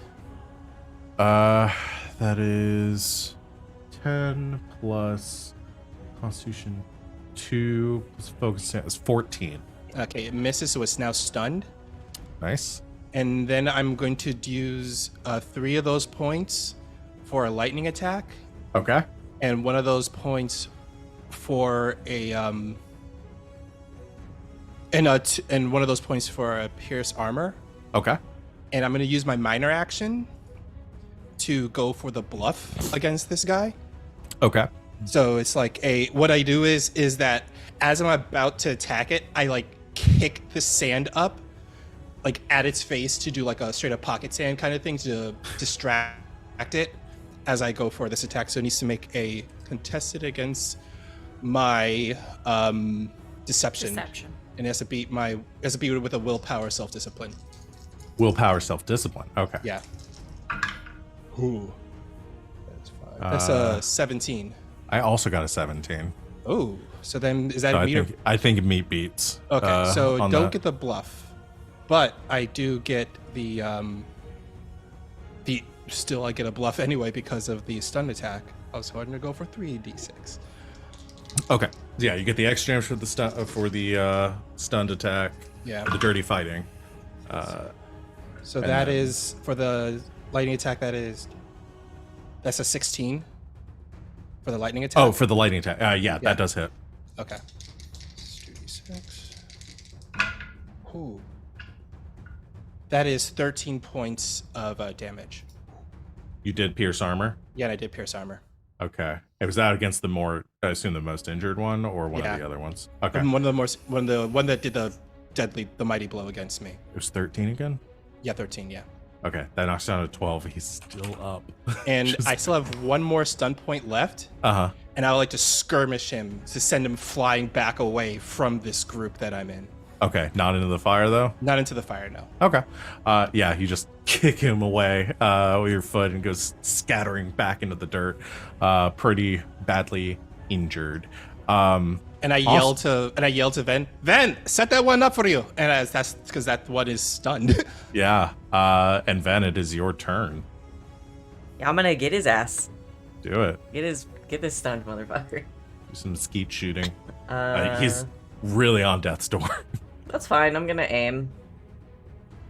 Might as well. I think it's like even just that like as I kick it, he's like flying up into the air so Venn can get a good shot at him. Pull! Yeah, I aim so I get a +2. All right. Oh, it's so bad. Oh, I rolled so bad. But +2. But +2, yeah. 14. That hits. Ugh. 2 of my dice were 1s. Oh Jeez. dang. Good I'm aim, not. me. Did you gain stun points? 1. Okay. I'm not gonna. You can use the stun point for something if you want to. He has 1 hit point left though, so you don't need to roll damage. think I can do anything good with one stunt point. Yeah, you could skirmish his body even further. Just air juggle it. it. Don't you get a rapid reload? I reload a bow as a free action now. Oh, Yeah. sweet. If I rapid reload, can I shoot 2 arrows at the same time next time? Just load 2 hours and fire them. Like I'm gonna Legolas. give you like a negative 2. 6 on that, but yeah, you could try it. Can I take like a sharpshooter shot? Yeah, I'll give you a -6 on it. You can fire 2 arrows at the same time. Okay, let's do it. I'm not kidding. We can try it. They might not be around another turn, but we can. Yeah, well, add- that's why I feel comfortable making this joke.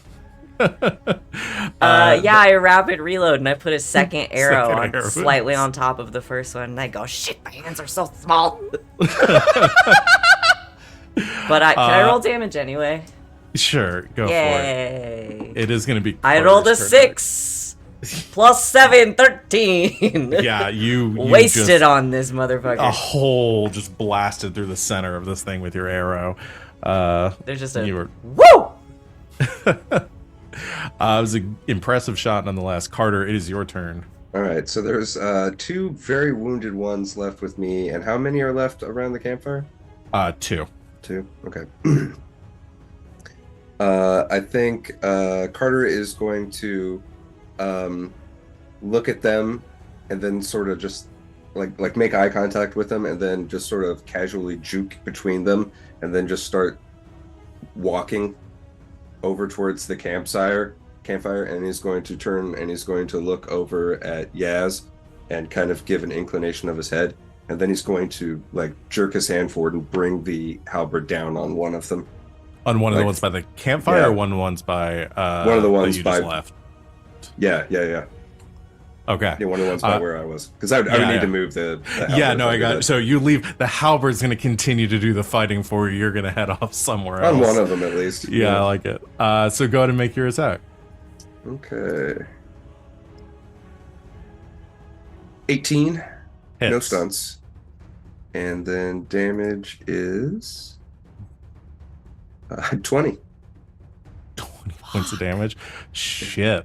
So -3 on that is still 17. That's enough to kill either one, so I'll give you the benefit of killing the one that was less injured. All 4 of us queued for DPS, and the game glitched and was like, "Yeah, you can have 4 DPS in the dungeon. It's fine." Right? Okay. Yeah, you just make the hand. Carter makes the casual hand gesture as the two like screech and begin to charge after Carter. Now that he's turned their back on them, one of them is just cut short, literally, as the halberd cleaves him in half.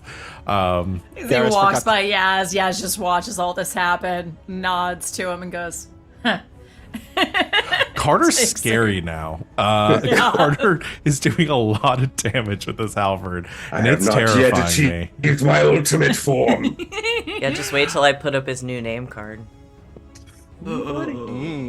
That is gonna be Yaz's turn now. Last one, motherfucker. Oh, caca. Okay. 2, 2, 6, 10. Plus 4 is still 14? You said That it's still 13? hits, yeah. Ah! And the 6 is on the dragon die. I don't know if y'all could miss Yay! these things without doing. Yay! Okay. 6 stuntaroos. Rapid reload. Pierce armor. I'll let you know with this one, minimum damage. You're gonna kill it. Just FYI, if you don't Okay. spend your points to maybe attack a second time. You get a lightning attack. Can I get a lightning attack on one of the ones by the Yeah, campfire? you definitely. All could. right, cool. All right, so then that's what we'll do. So Okay. yeah. This one has 3 hit points left, and I assume you add more than that with just your basic attack Yeah. modifier. So you fire a very quick, casual shot at this one as he is, I think, is distracted for a moment, looking at his now bifurcated companion, and then just enough time to look back at you and takes an arrow straight in the eye. You then wheel around towards the campfire at the ones that are attacking Garas. Make your attack there. Much better. Yeah, that's 14 on the die. Yeah, that hits. So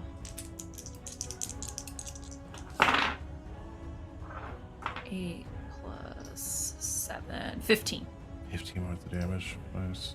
It's 12. Okay. Oof. Yeah, you fire another bolt at those two as all of you are now kind of converging on this campfire. I'm gonna stay by the barrel though. Just Yeah, in case we yeah, have I mean- any squirrely motherfuckers trying to get it from the darkness. But essentially, all the attention coming this way. It is their turn now.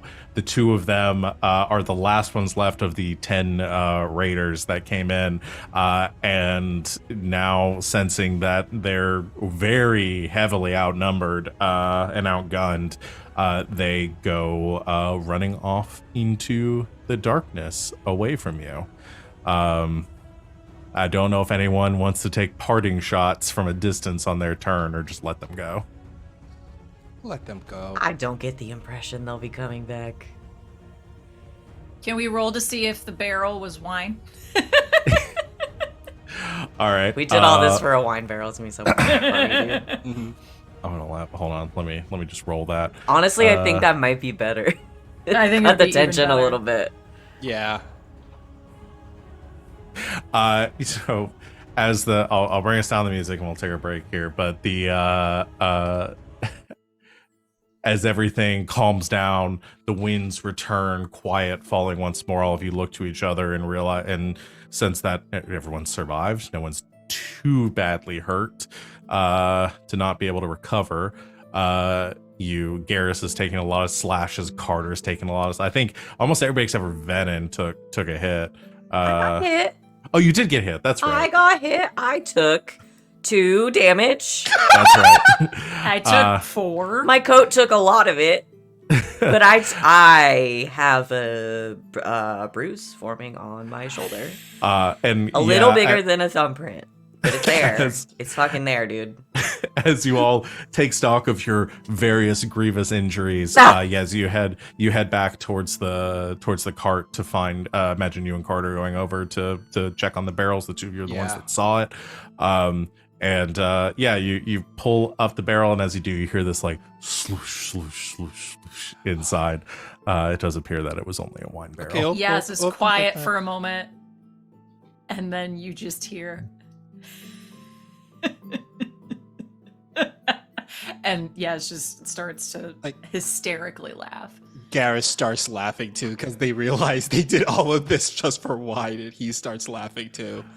And he'll Carter looks- actually head over to the wine barrel, crack it open, and grab a cup from the cart and start dishing out cups of wine for everyone. Carter looks to Yasmera and Garas very confused, and then he looks to Venehn quizzically like, what is happening? The barrel they were trying to steal is one of the wine barrels.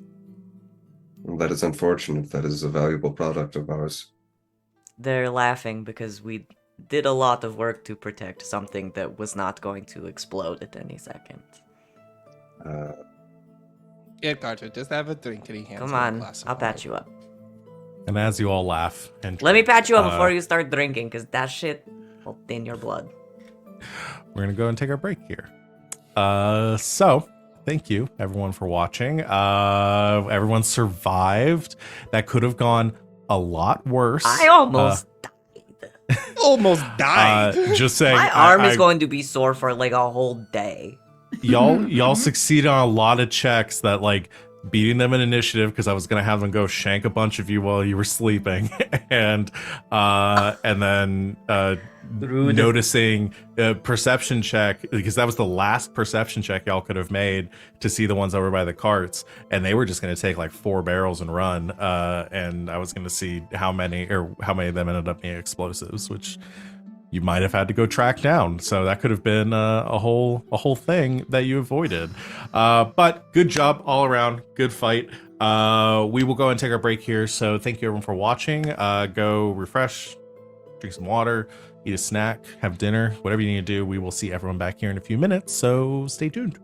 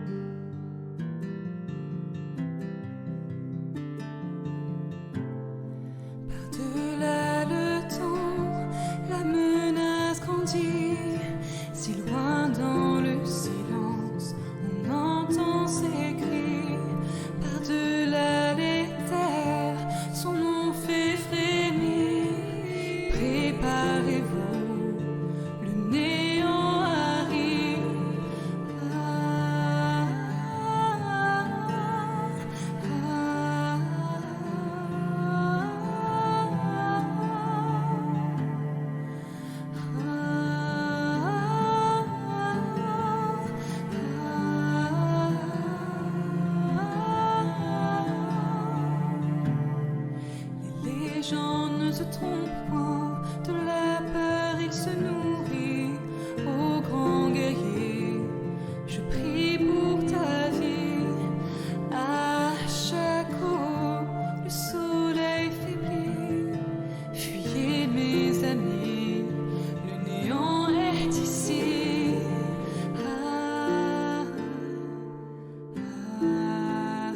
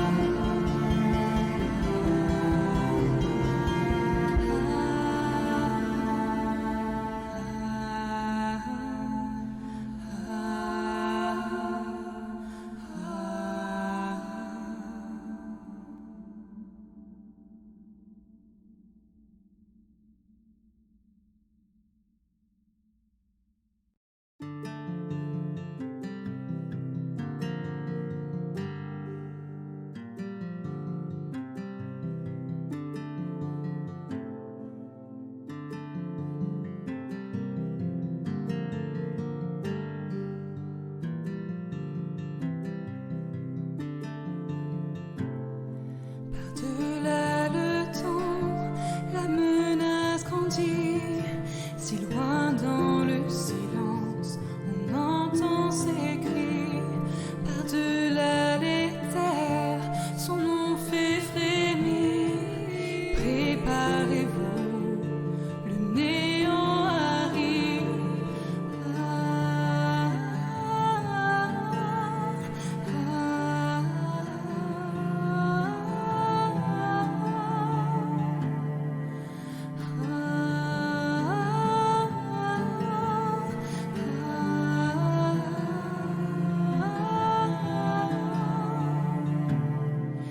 Les légendes ne se trompent point, de la peur il se nourrit.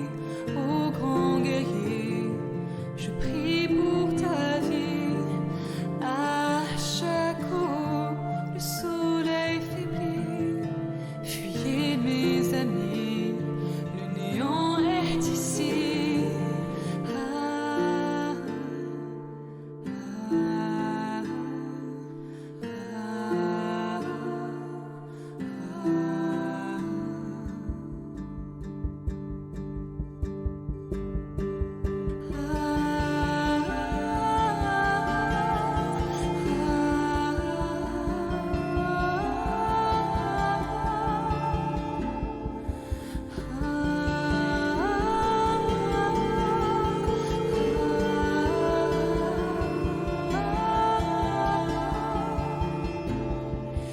ah,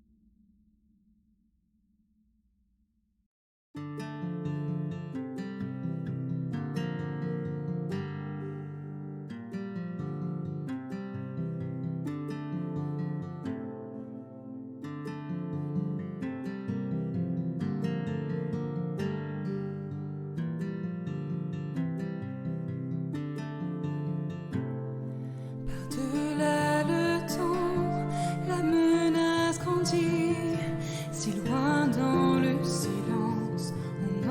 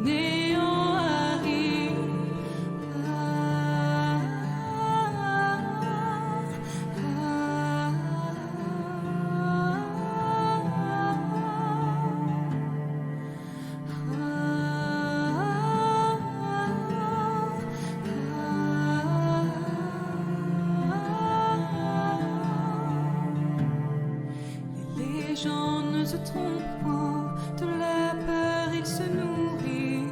Ô grand guerrier, je prie pour ta vie. À chaque eau, le soleil faiblit. Fuyez mes amis, le néant est ici. Ah, ah,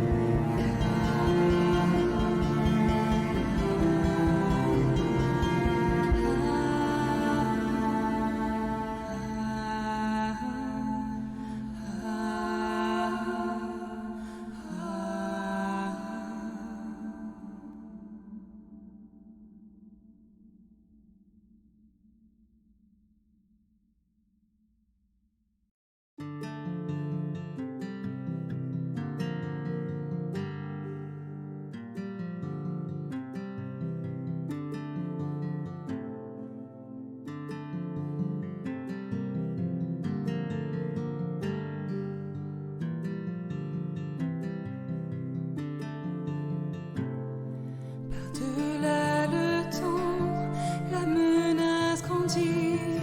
Si loin dans le silence, on entend ses cris. Par-delà les terres, son nom fait frémir. Préparez-vous, le néant arrive. Ah,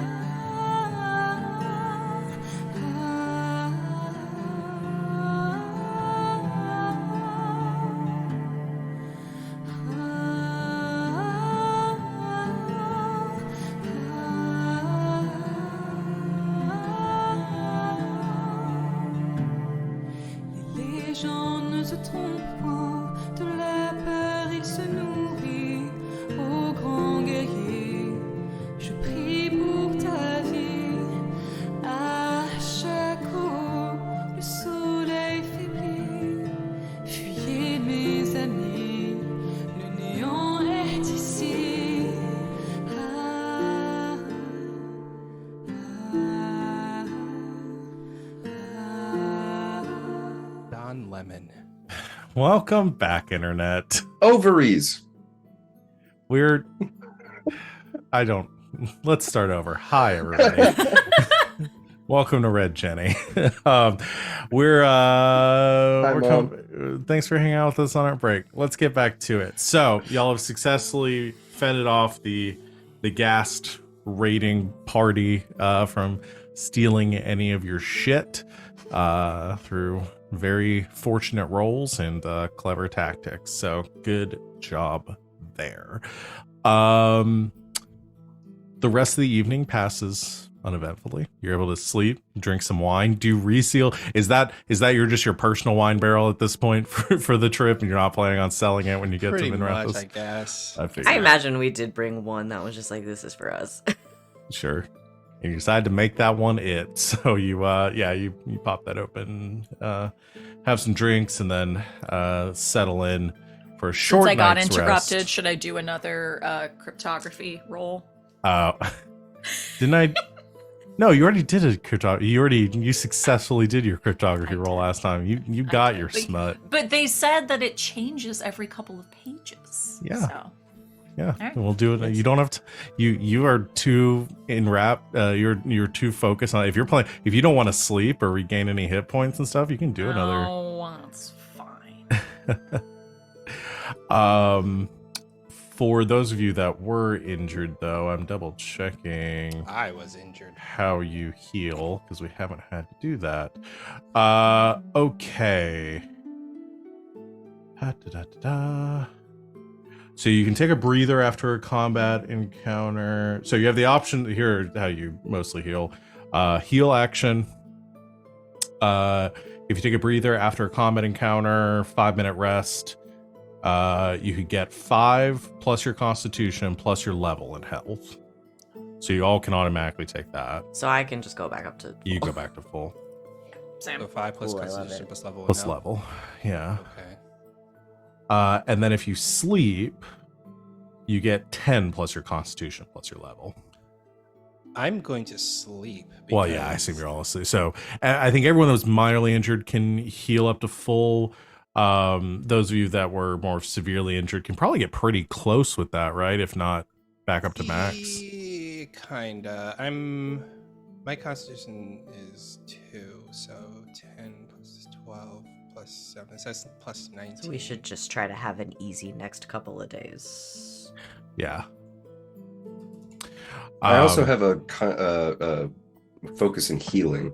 Like I don't even have to do magic stuff. Okay. There is a like first aid thing. Yeah, And you can, the only, way that you can only receive one. Like you can't stack them, right? Yeah. So you could just do like once per time you take damage.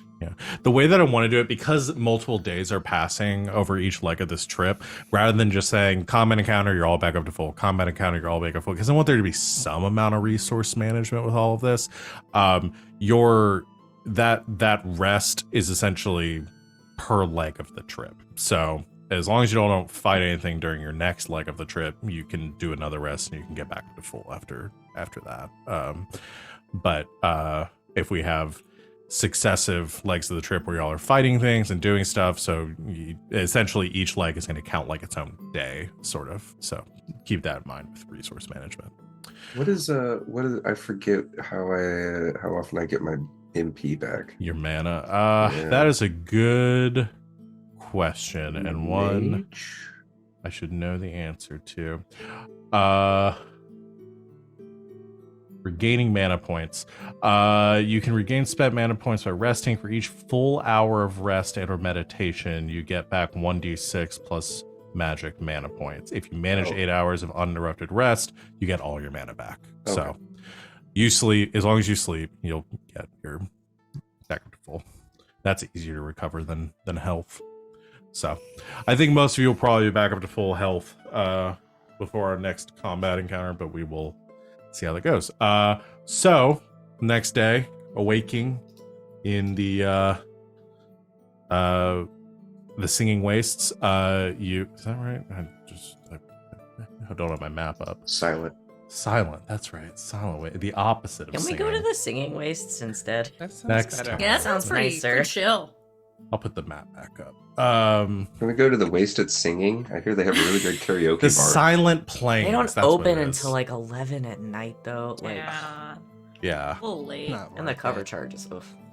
So you awake in the Silent Plains after a less than restful night's sleep, but enough for you to recuperate and head back out on the trail, heading up the Imperial Highway in your continued voyage into the Tevinter Imperium.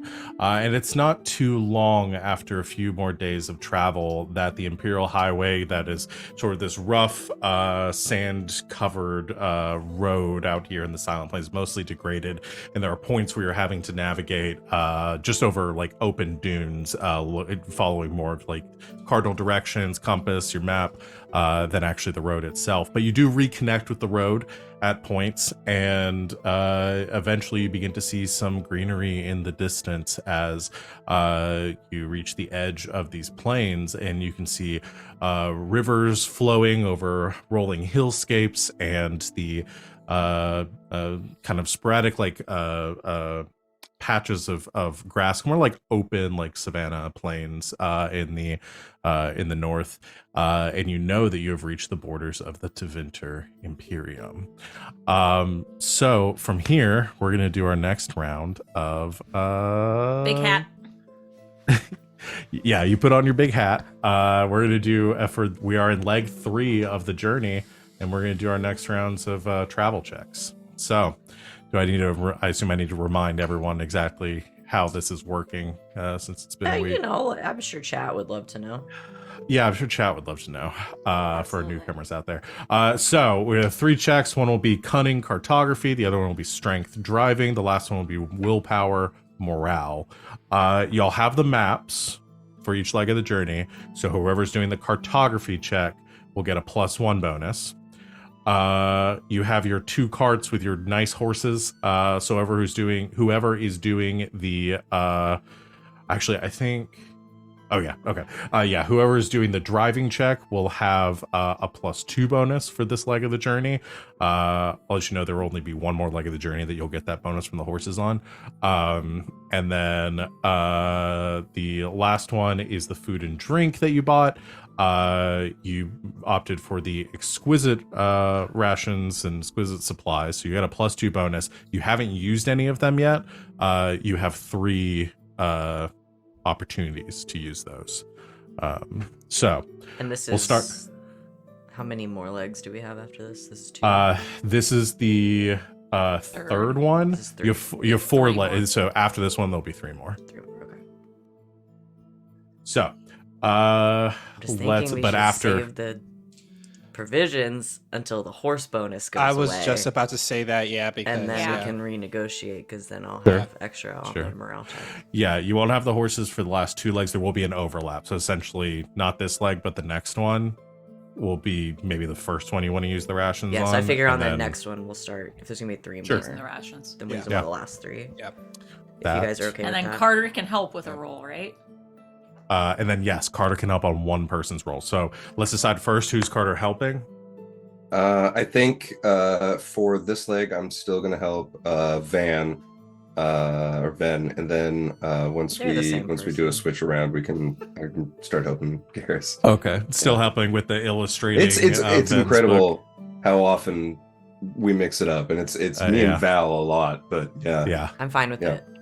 I like Venehn. Okay, so we've moved past the whole like romance thing, because obviously our like main character, he can't be with the prince. Like, that would be wild. The queen would never approve of it. So I think At least not right away. I mean, I figure you might want to spin this into a series. So perhaps they get land and a title and they become, a worthy companion for the prince. But so here's the thing. So I think like they have to tell the prince, like, I'm sorry, I care about you, I really do, and I want to be your friend, but we can't be together. But then that means he gets to be with the captain of the guard. So that's pretty good. But here's the thing, Carter, and I'm gonna lean on your your wonderful sketching skills that you're really improving over the last couple of months. We need a good villain. That's what I don't have. What do you imagine this villain to be like? I think they got to be like... Okay, so I think if Yaz is right, we're going to spin it into a series. I think the villain of the first book is not like the ultimate villain, but like either a puppet of that villain, or like you think they're the big villain, but actually there's like something going on under the surface and like in the background. So like it's actually somebody else pulling the string. So I imagine it's like in the first book, it's like somebody that you're like, oh, the first time you meet them, obviously that's the bad guy. Like, like when you watch a play and famous actor Guy Pearce is in it, and as soon as you see his face, you go, oh, he's gonna turn out to be the bad guy. You know what I'm talking about?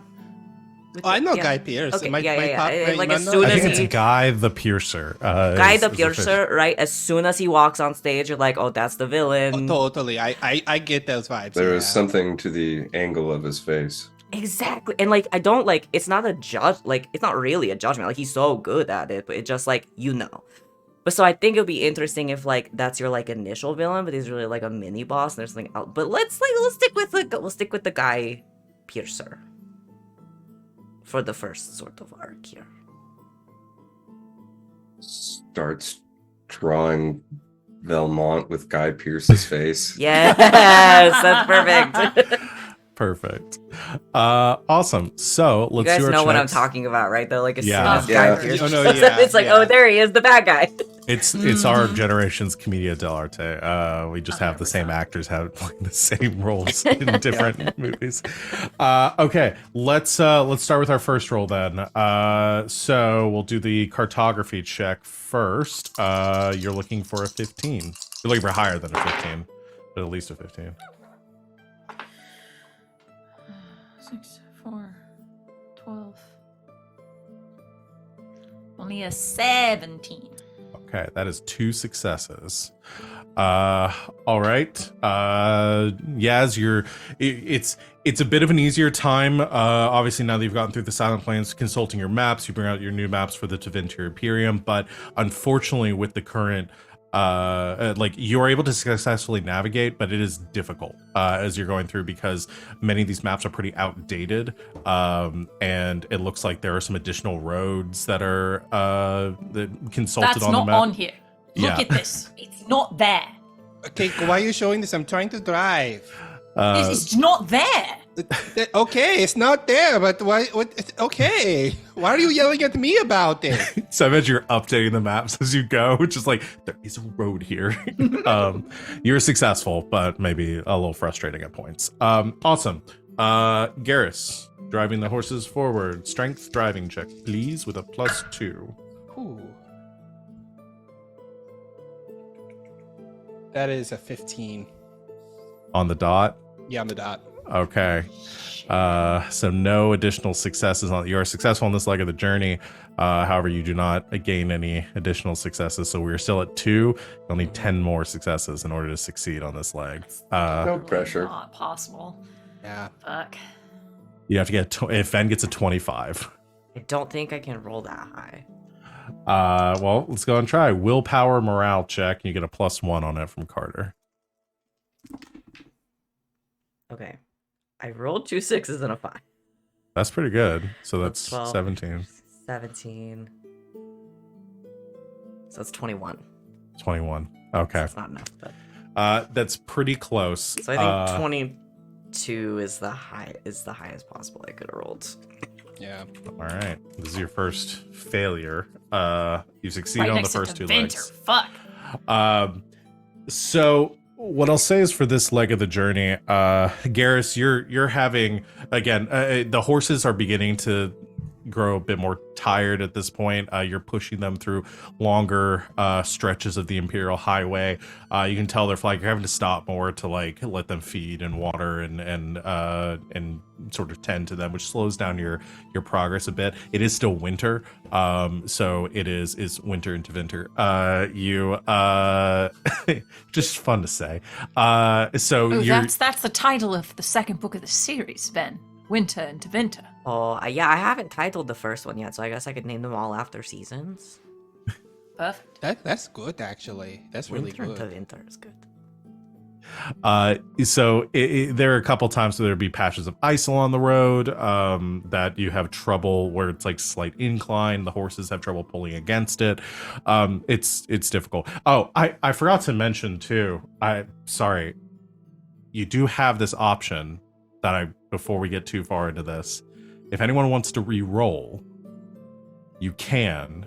You just have to push the horses more and you'll take damage to the Skyburners. So Skyburners all have 30 hit points. Each time you push yourselves, the Skyburners will take 2d6. I feel like we can save that for dire straits, maybe. up Like to you. if we 'Cause I didn't- get some more failures, and Yeah, we're because like, I didn't fuck, we really outright gotta- fail. Like I made the check, but we did fail. But I made the check at least. I guess what did. I don't think I'm fully understanding what happens if we all 3 succeed but still fail. You succeeded on the target number for this really doesn't matter as much as the Okay. total number of successes that you're getting over. Okay. So essentially you can re-roll to hopefully So get a we're higher not roll than you really did before. succeeding or failing. We're just trying to get as many over as many 15 as possible. as many over 15. Okay. You just only Okay. generate points if it's over If it's 15. over. Okay, I understand. Yeah. Thank you. So again, we've succeeded on 2 legs. This is our Yeah. first failure. Uh-huh. We have 3 more after this. yeah, and you'll have to And succeed we on 2 need of them. 2 more successes. Yeah. I say we save a push for if For the next this one. next. Because right leg now is a you're sitting failure at, and- just to, again, devil's advocate, because where you're at right now, Yaz generated 2, Ven just generated 21, so you generated 6, you're at 8, you need 4 more. So if Garas is able to It's roll, really just like, how confident are you that you can roll that high? yeah. Yeah. And the I mean- Skyburners haven't taken any damage so far, but it's just a point. But if we want to save that for more dire straits towards the second half of this journey, that's totally acceptable. I'm So, okay with waiting unless, Same. Wally, you're just like super confident that No, you no, can I'm hit not. that mark. Honestly, like right now, I'm not that confident with it because, yeah, I don't feel the luck right now. that's fine. That's fine. Wait till you So- get that hot hand. Yeah. So you feel yourselves kind of falling a bit behind schedule. You're just not making as much progress Imagine some each of day's this is travel. flavored in like a couple of us were like super injured, so we're probably taking Yeah. That extra too, yeah. time like to have those like rests along To the let way. Garrus and Carter Yeah. recover from that. Yeah, no, definitely. So Don't you exclude Van from that. Venehn oh got yeah, sorry. severely hurt as Ven well. was I severely injured. almost died. Yeah, Ven I spends thought a I was lot of Two the damage. time laying out in the back of the carts, just I'll moaning drag about all of how your hurt they dead are. Bodies along the way. They're actually just like tanning a little bit. In the winter, in the winter sun. As The you old, are, I'm very pale. It's the only time I can tan.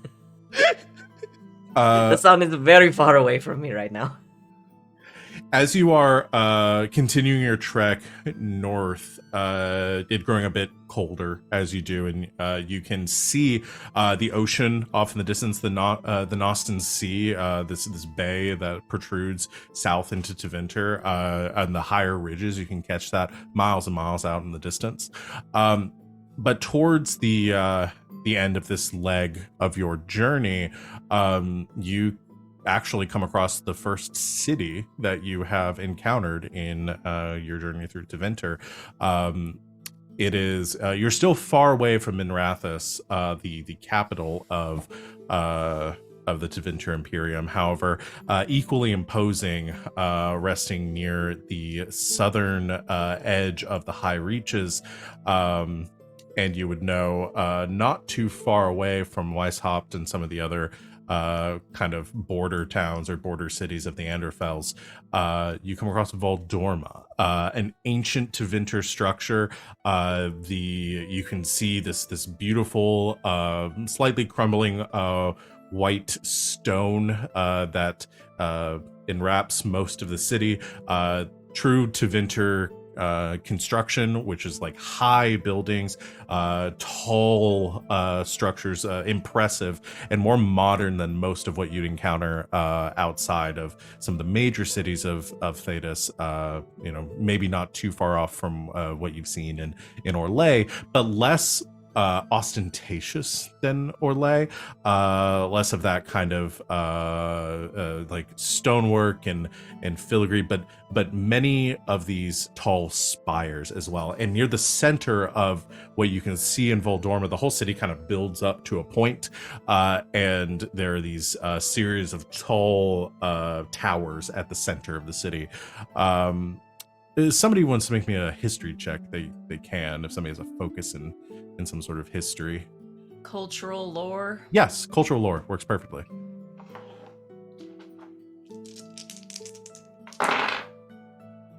Good. 9, 12.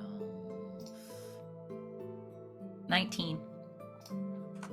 Awesome. Yeah, 19 And is 3 stun points, if that helps. History time. Exploration. Is there, I don't know if there anything in the exploration stunts that you think would be Man, I think there should be another category for knowledge stunts, and one of them should be an actually. Oh, Actually. that's Someone else makes a roll, and you know better. good. We should write some stunts. That's a good stunt, though. Actually, actually it's pronounced Luffy. it's pronounced Luffy. God. That's like, how do you trigger me easily by just doing something like that? It's like, Remind me to send you the episode of Drawfee where Nathan draws Luffy and pronounces it Luffy the entire time. I will claw my brain out. And then in the next episode, he goes, so turns out, because he had only I ever read did One this Piece and not wrong. watched it. So is there anything that you I think could would be? make an additional perception check. I could do a that makes me wonder. I can make a perception check at no additional cost in time or resources to discover more information about my surroundings or the object. Oh yeah, of make my a attention. perception scene check. That would actually be very appropriate for this situation. Also pretty good. That's number 9. That's a 17. Okay, so I'm going to give you a couple of things here. Voldorma doesn't sit exactly on the Imperial Highway. It's a little bit off, like you can see maybe like a mile or two off. There's a separate road that kind of juts out from the Imperial Highway towards Voldorma. It is, from your knowledge of it, like reading at the Eurasian Library, studying some cultural significance and lore that you pick up in the across Thetis, just in your free time before your academic pursuits. Voldorma is one of the oldest and largest cities in the Tevinter Imperium. Again, second only to Midrathus in significance and cultural significance. However, it does stand as a sort of a treasure trove of ancient relics of significance to both Tevinter and the Imperial Chantry. They are so it is a there's the highest points, those towers that you're seeing in the distance would be that sort of library, almost you could say, more like reliquary, that many of these are kept in. The ones that aren't specifically kept by the Imperial Chantry and the Black Divine in Minrathous. Maybe some of less significance, but also like collectively very culturally important to Vinter. You also know that there are many like diplomatic embassies that are stationed in Voldorma, specifically ones to Orzammar, as the Tevinter and Orzammar maintain a pretty strong relationship. An old city, but fairly important. With your perception check that you know too, given some of the given the current status of Thetis with the Darkspawn. That's the third book, The Status of Thetis. Sorry, continue. Yeah, sorry. Yes. What the fuck is the first book called? As you are, as you're surveying the grounds around Voldorma, you do notice there's a pretty heavy Imperial military presence here. Garrisoned outside the city, you can see tents and banners flown in encampments that are outside the city, probably more of as like a staging point for any deployments they would need to any of the war fronts. However, Tevinter remains pretty insular, has not contributed directly to the help with the Blight, much like Orlais is kind of like taking care of their own. So with the perception though, you can see at that junction where the Imperial Highway, you're probably like a mile off or so at this point, at the junction of the Imperial Highway and this road leading to Voldorma, you can see some structures there, and it looks like there is a way station, like a stop point along the road, and you can see some carts that appear to be like waiting at this way station, and some Imperial soldiers that are there as well. So I'll give you this, if you have the forewarning of this now, you're probably going to have your cart searched when you arrive there. Waypoint ahead. Ugh. All right. Well, we're gonna have to do the usual. Yeah, how do we want to play this? All right. Well, we could. Couple barrels of wine in the front and the back. try to put the so they can just look at the one up front. If we try to They bury need the to- other barrels, They're going to dig down 3 barrels deep. We're already fucked. So, a couple in the back, couple in the front, couple on top. Hopefully, they get the general fucking idea. and try to talk our way out of any kind of in-depth searching. I have a feeling I should probably just play an idiot and sit by the side in my big hat. Yeah, try to keep all of that covered. Okay. Big smiles, everyone. We're happy to be here. Just picture Carter doing like the Terminator 2 smile. Okay, maybe not big smiles. We'll do contentment. Yeah, that works. That's good. Does that Yes. even look like? There you go. Yeah, no, he's doing it. I don't mean for Carter. I think I was mean for doing me. something smells funny, but Maybe we should also get Carter a big hat. Yeah, maybe that will work. Oh, try Carter. Try to think of something Ven said that was really funny. you know I do not have a sense of humor. I also know true. that's not true. You've told me at least 2 jokes. You're quite funny when you want to be. Okay, think of something that Eckhart told you that was funny.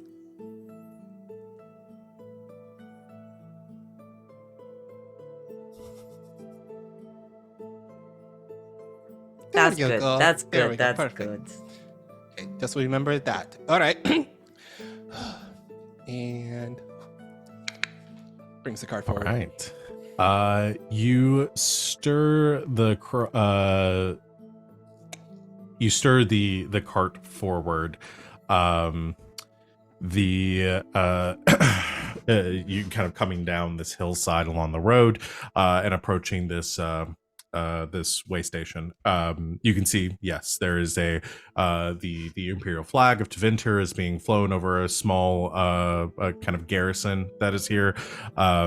There isn't like a gate to speak of, but there are a couple of guards with pole arms that are standing by the sides of the roads, and there aren't too many carts right now that are waiting. You're probably like third in line as one begins to move through the gate, having signed the paperwork. The next one in front of you comes up, and you see one of the guards comes around, takes some paperwork from the person that is sort of leading the cart. You can see a probably a merchant dressed in nice clothing, but travel appropriate, speaking pleasantly with this guard as a couple of others come around the back and check inside, go through. Do we have paperwork?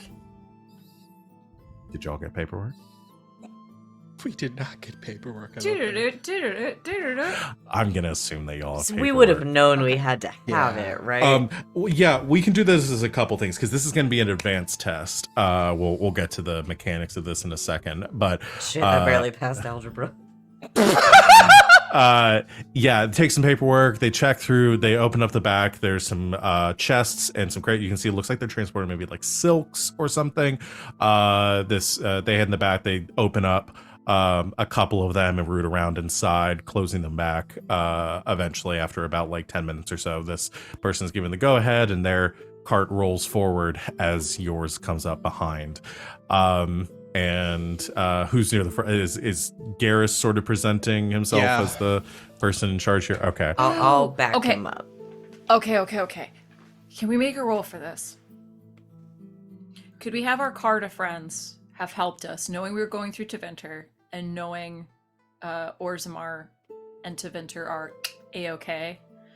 Could we maybe have like specific Tevinter paperwork that says like we're headed somewhere toward Orzammar and Can we do that house rule that we have? Can we do a flashback on that? Because I think that is a great idea. Yeah, I didn't have the I'd like that. flashbacks built into this, but there's a way we can incorporate that. So, so you wouldn't want to have your paperwork saying you're going to Orzammar because Orzammar would be back the opposite direction. got From Orzammar. But you could say you were transporting from Orzammar. The fact that none of you are dwarves might be a little suspicious, but that might be possible. You could also have had Argue your, that they hired some surface folk to Yeah. make the full They- journey. Maybe they purchased you purchased some wine in Orzammar and are transporting it Yeah. there. Okay. So here's the way that this is going to work. So we're going to do this as an advanced test, which the way this works is similar to what we've been doing with the travel, but there's one distinct difference. So everybody can make a check to help like engage in the scene and try to negotiate your way forward. And we're going to be tallying total successes. The way that you get successes in this though is, so you'll still roll your 3d6 and you still need to hit a target number that I'll set depending on kind of what you're trying to do. If you succeed on the test, the number on the dragon die is what contributes towards successes in this encounter. So you can roll as many times as you want. All of you can make different checks. The threshold that I'm setting on this is a 15, which is a challenging. If you need 15 successes on your dragon dice to get through here. Now for each failure you have, so if somebody rolls and doesn't meet the target number on their check, more suspicion will be brought on you. If you have a total of 3 failures, then they're gonna discover something's up. So let's get into it though. You can, if you want to do this as this first one, this preparation roll, as your first check as part of this, I'm glad to say that you did that in preparation. So just tell me what exactly what you want to have Could I even created have done like beforehand. writing on this since I Yeah. have focus Yeah. and writing? Yeah, you can. So he Been could like do. forged a letter from some Yeah. sort of Orzammar lord or whatever saying that That you're sort of the middleman transporting some something. Yeah. some wine from Orzammar to Vinter. Okay, yeah, you definitely can do that. I'm gonna say, so you do writing with your focus. I'm gonna put this target number at a 13 is what you're trying to hit.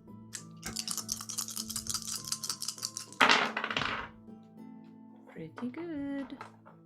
And keep track of what you got on the dragon die. Yeah. 21. 21. All right, that's I got definitely a success. 5 on the dragon. Damn, you're already a third of the way through. So just with that alone, the guard comes up, the one that's this one's wearing a cape. You're gathering is probably like in charge of this outpost. Approaches throwing your card and says, papers, please. And he pulls like out the paperwork and says, "We're gonna go have to go to paperwork. We gotta go travel through the sell our ways." And he like looks at Ven to continue the grift of like Ven translating what Garas is saying to kind of confuse them. Forgive my cousin. His language skills are rough at Yeah, best. it's stuff. Here are papers. Yeah, paper. You see the guard kind of looking over the papers. A couple others are coming around to like begin the process of kind of searching your wagon. Captioner thought Wally said bell peppers. Bell peppers. It just said Bell bell peppers. peppers. Yeah. Sure. Oh, looks at you and says, right.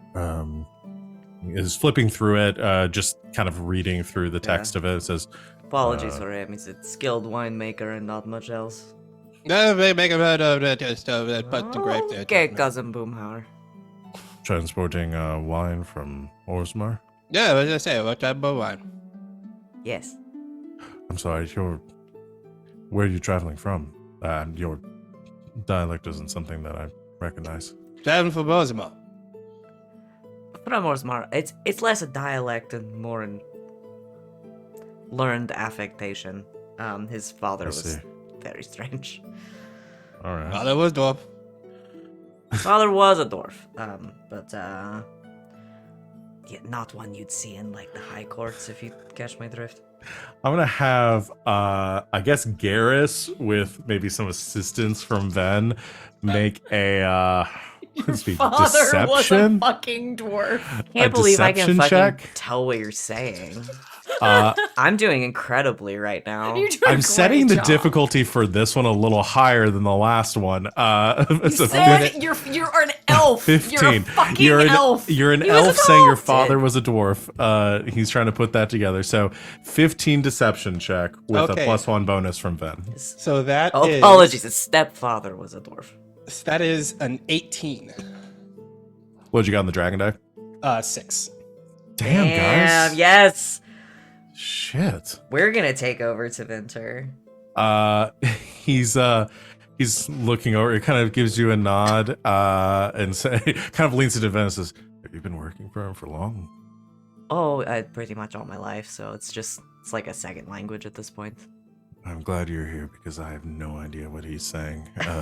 You gotta tell you, let us do right now because we gotta go these cats go back here, maybe because let's slash it around. Tell you what, maybe go to at least slash it around. People are gonna say, "Hey, why these guys say so bitter?" Because people have waited at the guard post for so long. To wonder about it, take it forever, man. We're in a looks- he's in a little bit of a hurry. One, because obviously the weather is very hot, not super great for wine. The reds will, be fine, but we don't want the whites to suffer. But also, like, we got a lot of people waiting on these, so don't wonder where we are. We'll try to get you through as fast as we can. You can. We're just gonna check your cargo real quick, and and then you'll be on your way. That's fine. Yeah, thank you very much. Be careful with the sloshing. You don't want to interrupt the tenants. He heads around. A couple of the guards head around to the back. Is there anything anybody else wants to do or has done to try to help with this? I think I can throw in on this one. Okay. I want to roll, if you're cool with it, a willpower self-discipline to supervise them searching the cart without flinching or looking at any of the barrels, or just being the most just stoic carter can be. Okay, Does that I'll work? allow it. Yeah, I'll allow it. Alternatively, I could do like a communication etiquette if you think that is more I'm accurate. fine. No, I mean, go with whatever I'm saying the difficulty based on what you're trying to do. So doing that to maybe put on enough of a professional demeanor so that it Confidence. doesn't encourage them to do a very thorough search. I got it. Let's do this. I'm going to set this one at a 15 too. So willpower, self-discipline, 15. And if you succeed, I'm taking that as a no. Carter! Carter! Carter flinched real hard on that one, guys. What'd you roll? 8. 8. Okay. You come around, you're kind of standing there, and I think it's coming off, it's a little less professional and more just in the way. 1s and a 2. As one of them, so this is first fail, but y'all are pretty close to hitting the threshold. One of them says, "Sir, if you don't mind, I'm going to move you aside. We just need to check in the cart here." And just kind of he asks, if you don't mind, but goes to move you. Again, they're in sort of a position of authority here. Can we say that it's because I'm maybe nearby Eckert's remains? Sure. And so he just sort of instinctively resists being moved for a second. Yeah, and just kind of they push you more towards out of the way. And one of they begin going in and kind of knocking on some of the barrels. And they they're not going to open them up. But one of them does see that there is an open barrel already, and looks over it and then kind of looks back to you and says, "You've got a open cask here." Yeah, open cast. Every now and on the road, you never know. Then you're on the road, you ever get thirsty and everything like that. When you're traveling around the road, you get thirsty and you want to take a little sip and chase out the sample of the wine, man. Come on, man. You know whenever you're traveling around the road, you see some food every now and then. You need to nom on some food to get yourself some energy. You probably the dang old soldiers, man. You real buff boys. You probably eat a lot of food on the road. Probably high protein, high carb. They probably do a lot of lifting and working out or something like that. We He said always it was for testing. bring one extra, for us. And hey, for you, if you want to try a little bit. I'm going to have you, do I want to have Venn do this one? Yeah, we'll have Venn do this one. It'll be another deception check. Not. It's more of a lie of omission. Oh, baby. That's a 4 on the dragon die. Oh shit. Okay. So we made it. That You was did. a You 5. made it. And Yeah, I 'cause rolled that's an what- 18. And you succeed. He sort of knocks on it, looks through. Hey, I got some clean mud. You want to try? Just a little snifter? Looks back to the captain, who just gives a shrug, says, "Hey, if you don't mind." Oh yeah, Go we ahead, can give hold him down. the pair one. The bear one. Just some little guys. Yeah, you get some. You hand to the guards. They try them. And the guard Now keep in mind it's been on the road for a bit, so says, "Still pretty good. All right. imagine it fresh. Everything here looks to be in order." Hands paperwork back to you, Garas, and says, "Best of luck in the rest of your journey." Much Thank- appreciated. Thank you very much. Y'all are doing the task with your city, man. Keeping the people out, keeping ruffians out, and keeping the people safe inside, I bet. You said you're doing a great job keeping the people of your city safe and sound. Thank you. Carry on.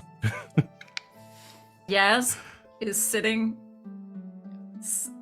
next, not in drivers, but on the side, and has not moved. Imagine we're gonna get a few miles down the road and there's either gonna be a lot of laughing or a lot of swearing from under the hat. I'm not sure which one it is. But But obviously Garas and Venehn have done this bit like they do it every week for something. Yeah. That was really good. Y'all just crushed that.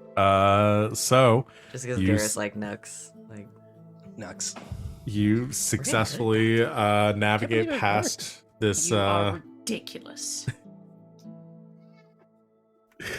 Why not have a little fun on the way? It doesn't always have to be doom and gloom. Your Sometimes it father can be. was a dwarf. I could look. I said my whole backstory for this traveling merchant is that he was raised by a father. His father was a dwarf. He wasn't born as a dwarf, born from a father of a dwarf. He was just No, raised it by could a be a dwarf. stepfather. It could be an adopted Yeah. father. And all of the surface dwarves I know are crazy about found family, right? So it's totally believable. Totally makes Maybe sense. include that part in your lie next time. Why? It would be They'll no, figure no, this no. out. What you don't understand is we're gonna have to talk about lying happily, because you do a lot of the grumpy lying and a lot of the intimidating yeah. lying. But the thing about it is that if I walked, okay, so say me and Garas walked up to you, what if it was every fucking teen drama ever, and I was like, "Hello, new friend, this is my brother. Hey, remember, brother, that our father is an alcoholic and also you're adopted?"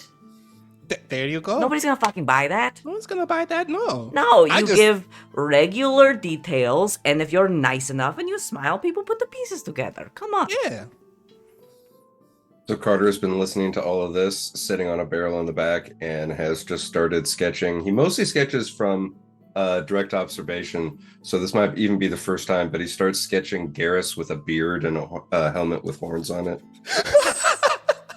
Yes. So that's what I'm saying. You give just enough. People fill in the details. That guy didn't give a shit. They just want to do their job. Most people just want to do their job. It's really just the noble assholes you have to worry about looking at you because they're afraid you're going to murder them. And the thing is, they're all going to get murdered at some point. But this guy at the guard outpost, he just wants Garas to shut up so we can go. That's pretty much 75% of our schemes is, we just talk too much and people just say, okay, you Okay, can I move don't on. actually care. Please go. Those will be on your schemes, Garas. Well, it's just a life model I Wow. apply to everything. Wow, that was kind of mean. He likes it. I do. You continue past the miles waning on as you as you bicker over the proper way that you could have handled that situation that you handled very well. Those of you that are still low on hit points, I think you rest enough to regain more, so you can probably cap off the remaining from a long rest, unless you think that you're still low enough that a long rest wouldn't top you off. I want to do one more round of travel checks to get us to end us in our last to end us at a specific spot for this session. So we're gonna do one more round here. Now you have 3 more rounds for this journey, so I assume you're going to be using the provisions on all of these remaining checks. Yeah. Okay, so same thing. Cartography, you can get a +1 bonus. Horses, you can get the +2 bonus. This is your last time with that. And then food and drink, you can get a +2 bonus. So let's go with cartography first. Who is Carter helping this time around? Is Carter still going to help? Oh, is Carter going to help Garas? Oh, no, this time? wait. We both get a +2 bonus, right? You both get a +2 bonus, so But Okay. do you remember? I don't have the. actually, +2 for Yaz has Justin. the lowest do, bonus out yeah. of this. So do you want to yeah. give it to Yaz, and then everybody has a +2? Do I still have the bonus from the horses or no? This time, yes. This is the last Okay. time. Okay, cool. Yeah, then I'll help it. Yes. Okay. So Yaz, what did you get? With Carter helping 20. Damn. Okay, so that's 5 right off the bat. Awesome. Yaz, navigating much better. These roads are much more well traveled. It's much easier. See, it's on the map now. So if it's on the map, I can fucking get us there. I'm I've never starting seen to someone- learn that the thing you really struggle with is improvisation. Have you ever tried to improv a road before? Yes, Well, and that is. Yeah, you just sort of follow it in the general direction you know you're going. Like, if the road isn't exactly right on the map, but you know you've got to go due north, you go north. Oh yeah. Except if it cuts off to the side somewhere because you didn't know where it went on the fucking map. Know what I call that? I call that a new adventure. Exactly. Why don't we go on an adventure after we get paid? All right? This is I'm- an adventure, Yasmera. That's your problem. You got to look at the things more positive. Everything is work to you. Even your relationships, they're all work to you. They should be a My thing. relationships aren't work. Oh, do you think? really? My And so relationships- that book of ciphers you've been reading, that's just like for fun and not definitely in Wolf's handwriting. It was homework. You I just said look the- at Garrus. I just look at Carter. I'd like for Garas to go ahead and make his roll. Ooh. 21. Damn. Okay, that's another 6. So that puts you at 11. So Ven, you just gotta Damn, what if I really succeed fuck by it up? 1. Yeah, I get +2 from the you get +2. good food. All right, we're busting out the good provisions. Yeah, after yelling like that, she just grabs like a roll or something and just shoves it in her mouth. I'm telling you, the person you want to date, they wrote you a whole book and you say it's homework? Of all the words Hell you could said use. I wanted to date them. Their eyeballs did. You do the little eyebrow See twitch. their goddamn eyebrows. You did the eyebrow twitch. that's what you were doing. 17. Okay, that is enough because that'll put you at 13. You needed 12, so you have succeeded on this leg of the journey. So you just need to succeed on one more. So we can just like really push everything on the next one and then just coast. And just coast for the last one. Yeah. Find a hill and just go straight down. Concluding our session for tonight. You follow the roads north. Steadily you begin to pass more travelers coming to and fro this way. Some Imperial troops heading down the highway. Some trade caravans as well, heading to smaller cities and outposts along Teventer. However, a few days later, you catch your first sight of Minrathous, an enormous city, easily 4 times as large as Valerio. This sprawling metropolis of again mirroring Voldorma, which you thought this is a large city as you're passing it. It's nothing compared to Minrathous. You see tall spires looming out of the out from the central city districts. The city itself is well laid out, organized on neat grids, fountains running through squares. There are small water channels running throughout the city. The city is also, it seems, sectioned off into different areas as well. You can see kind of a lower area to the city, which is still nice, but is much more of like your kind of like common common like stone homes, 1 or 2 stories, much more like packed together. There's another section of the city which is a bit larger, more sprawling, more ornamentation to it. You see more like greenery growing amongst the buildings from a distance. And then this final district of the city is enormous. You see huge manors, sprawling estates, and at the center, this daunting, like titanic structure of the that it seems almost like a courthouse or something in line with like what the chantry looks like in Valrio, with more tall spires coming off of it. And just from a distance, and probably Yaz with your check from before, you would probably know that section of the city is likely the Acropolis, which is where the Palace of the Archon and the Argent Spire are located, and also the seat of the Magisterium, the sort of seat of politics, and anything to do in Tevinter.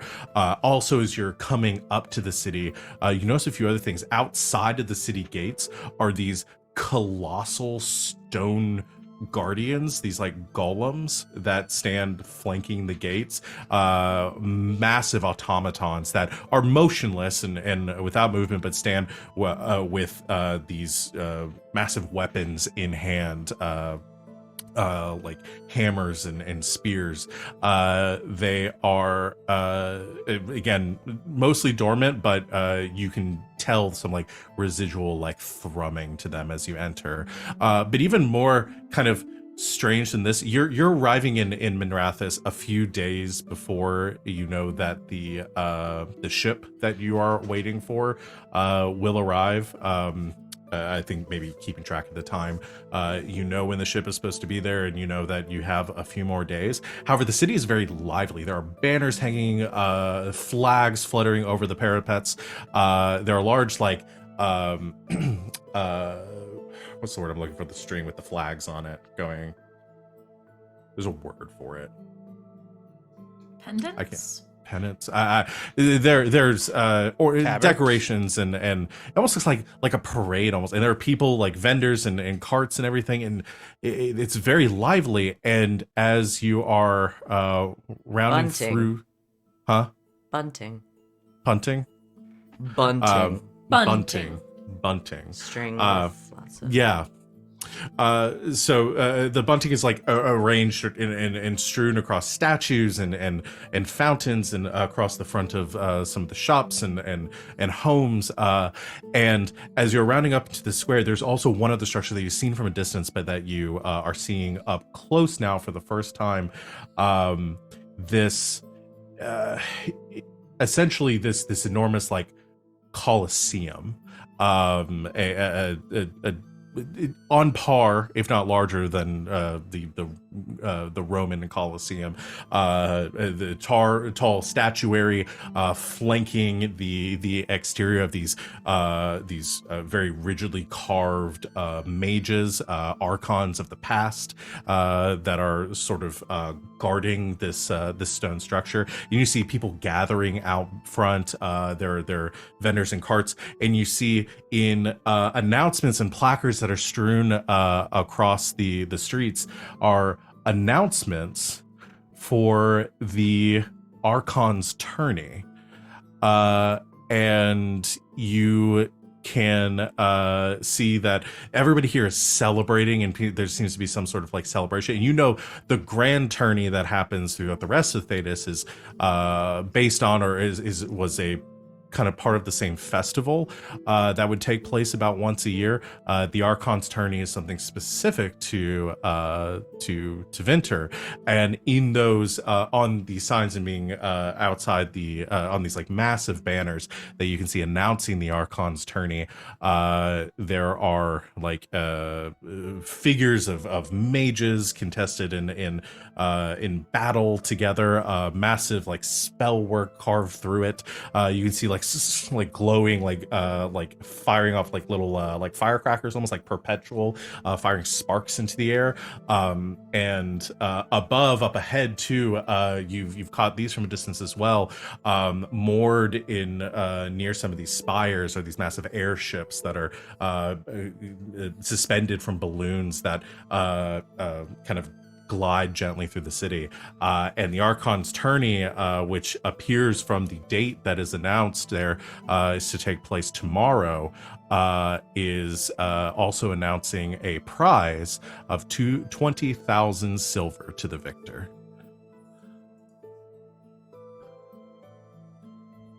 Hey guys, you want to rob a tournament, as a treat or something?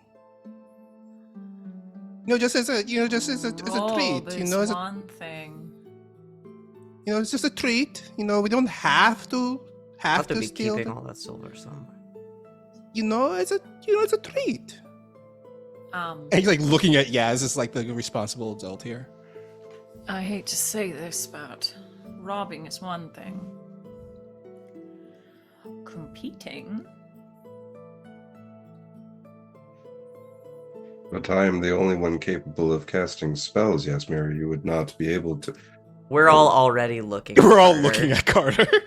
And as you all stare at Carter, who is now having the realization of what is being implied, you hear the boom, boom, boom, boom, fireworks firing in the distance as a new plan, a subplot hatches amongst your thieving crew.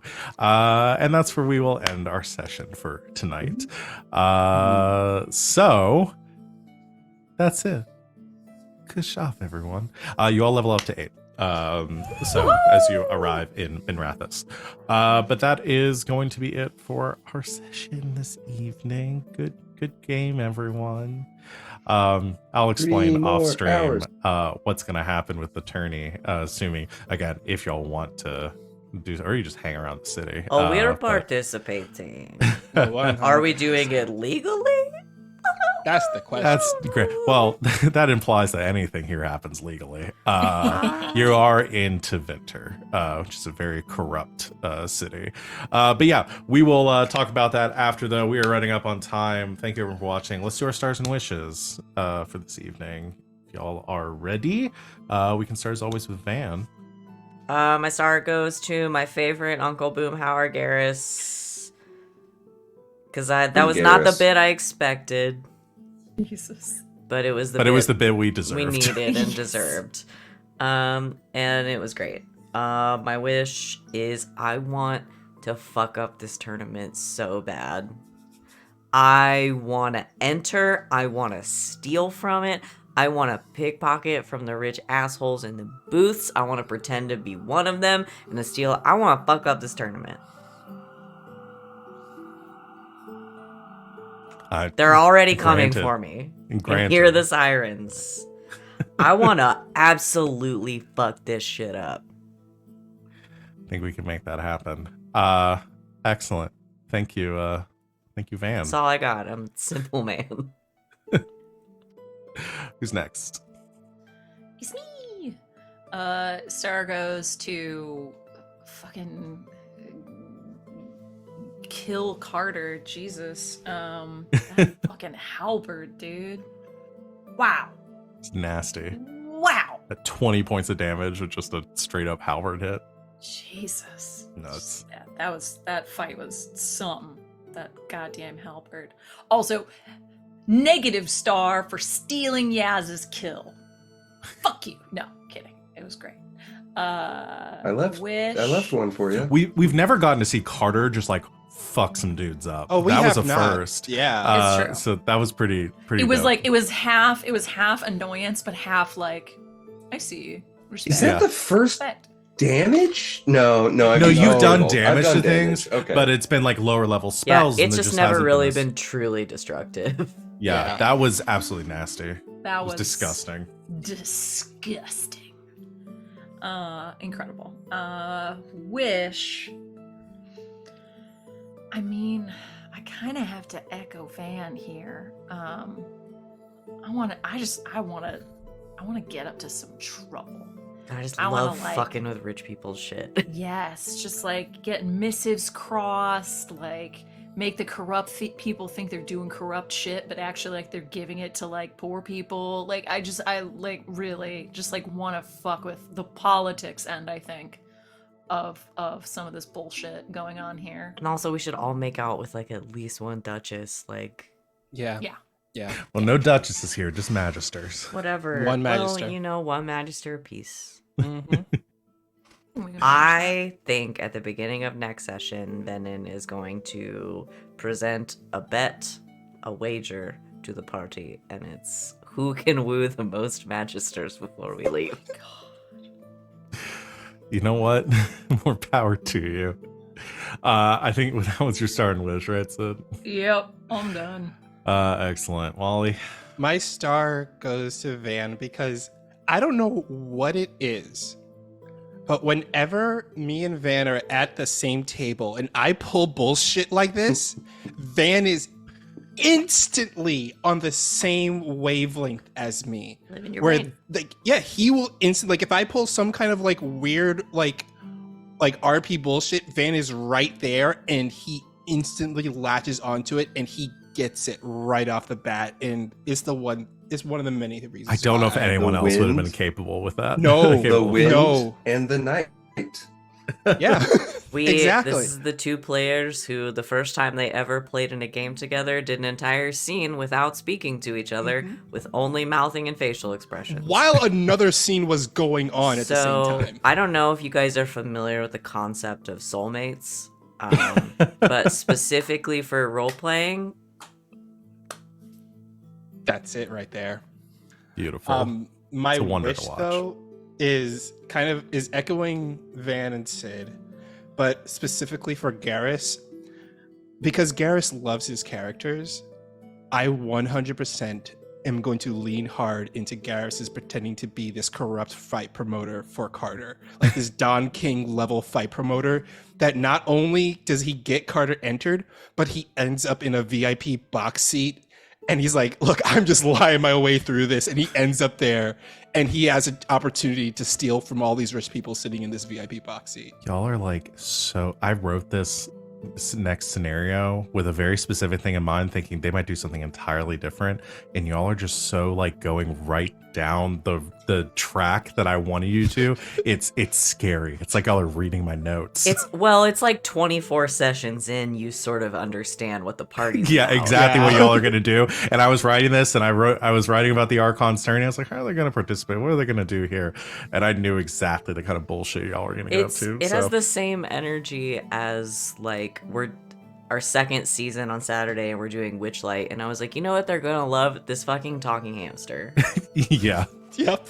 and the handsome dragon. and the handsome dragon. You God, get to a that point where chin. you just know.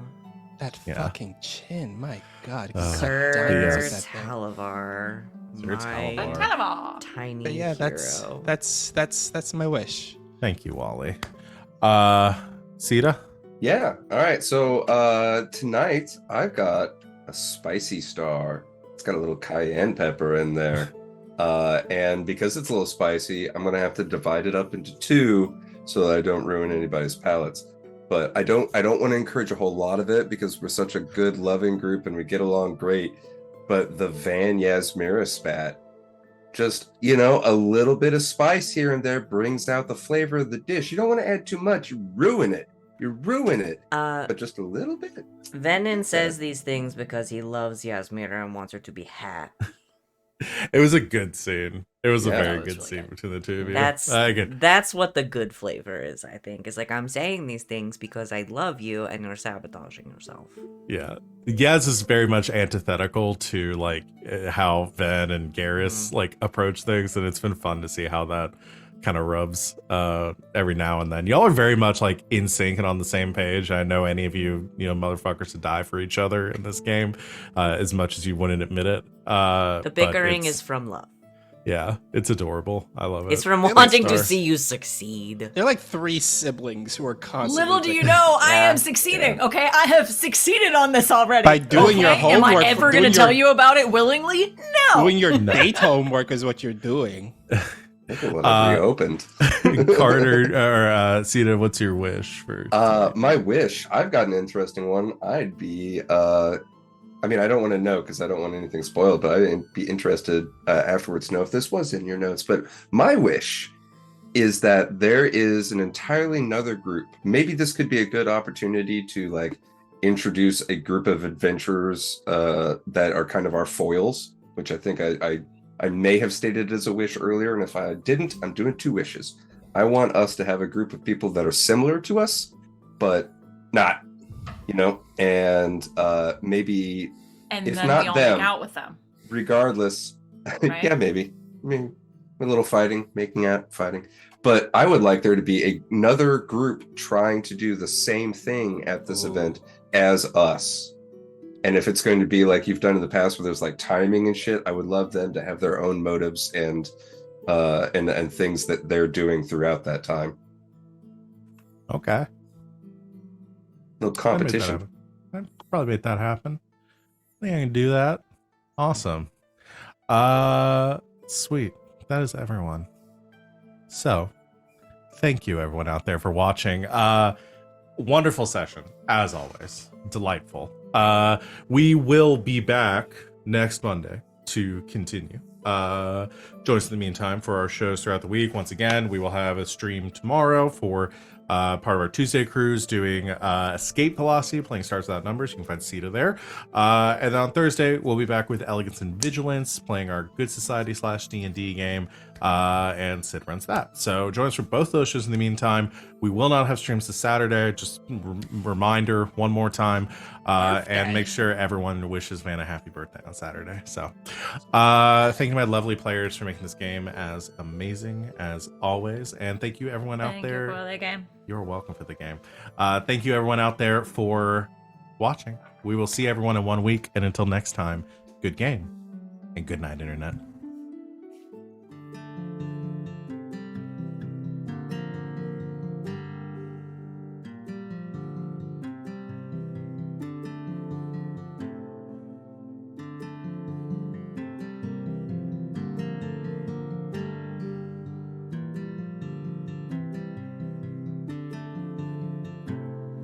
Par-delà le temps, la menace grandit. Si loin dans le silence, on entend ses cris. Par-delà les terres, son nom fait frémir. Préparez-vous, le néant arrive.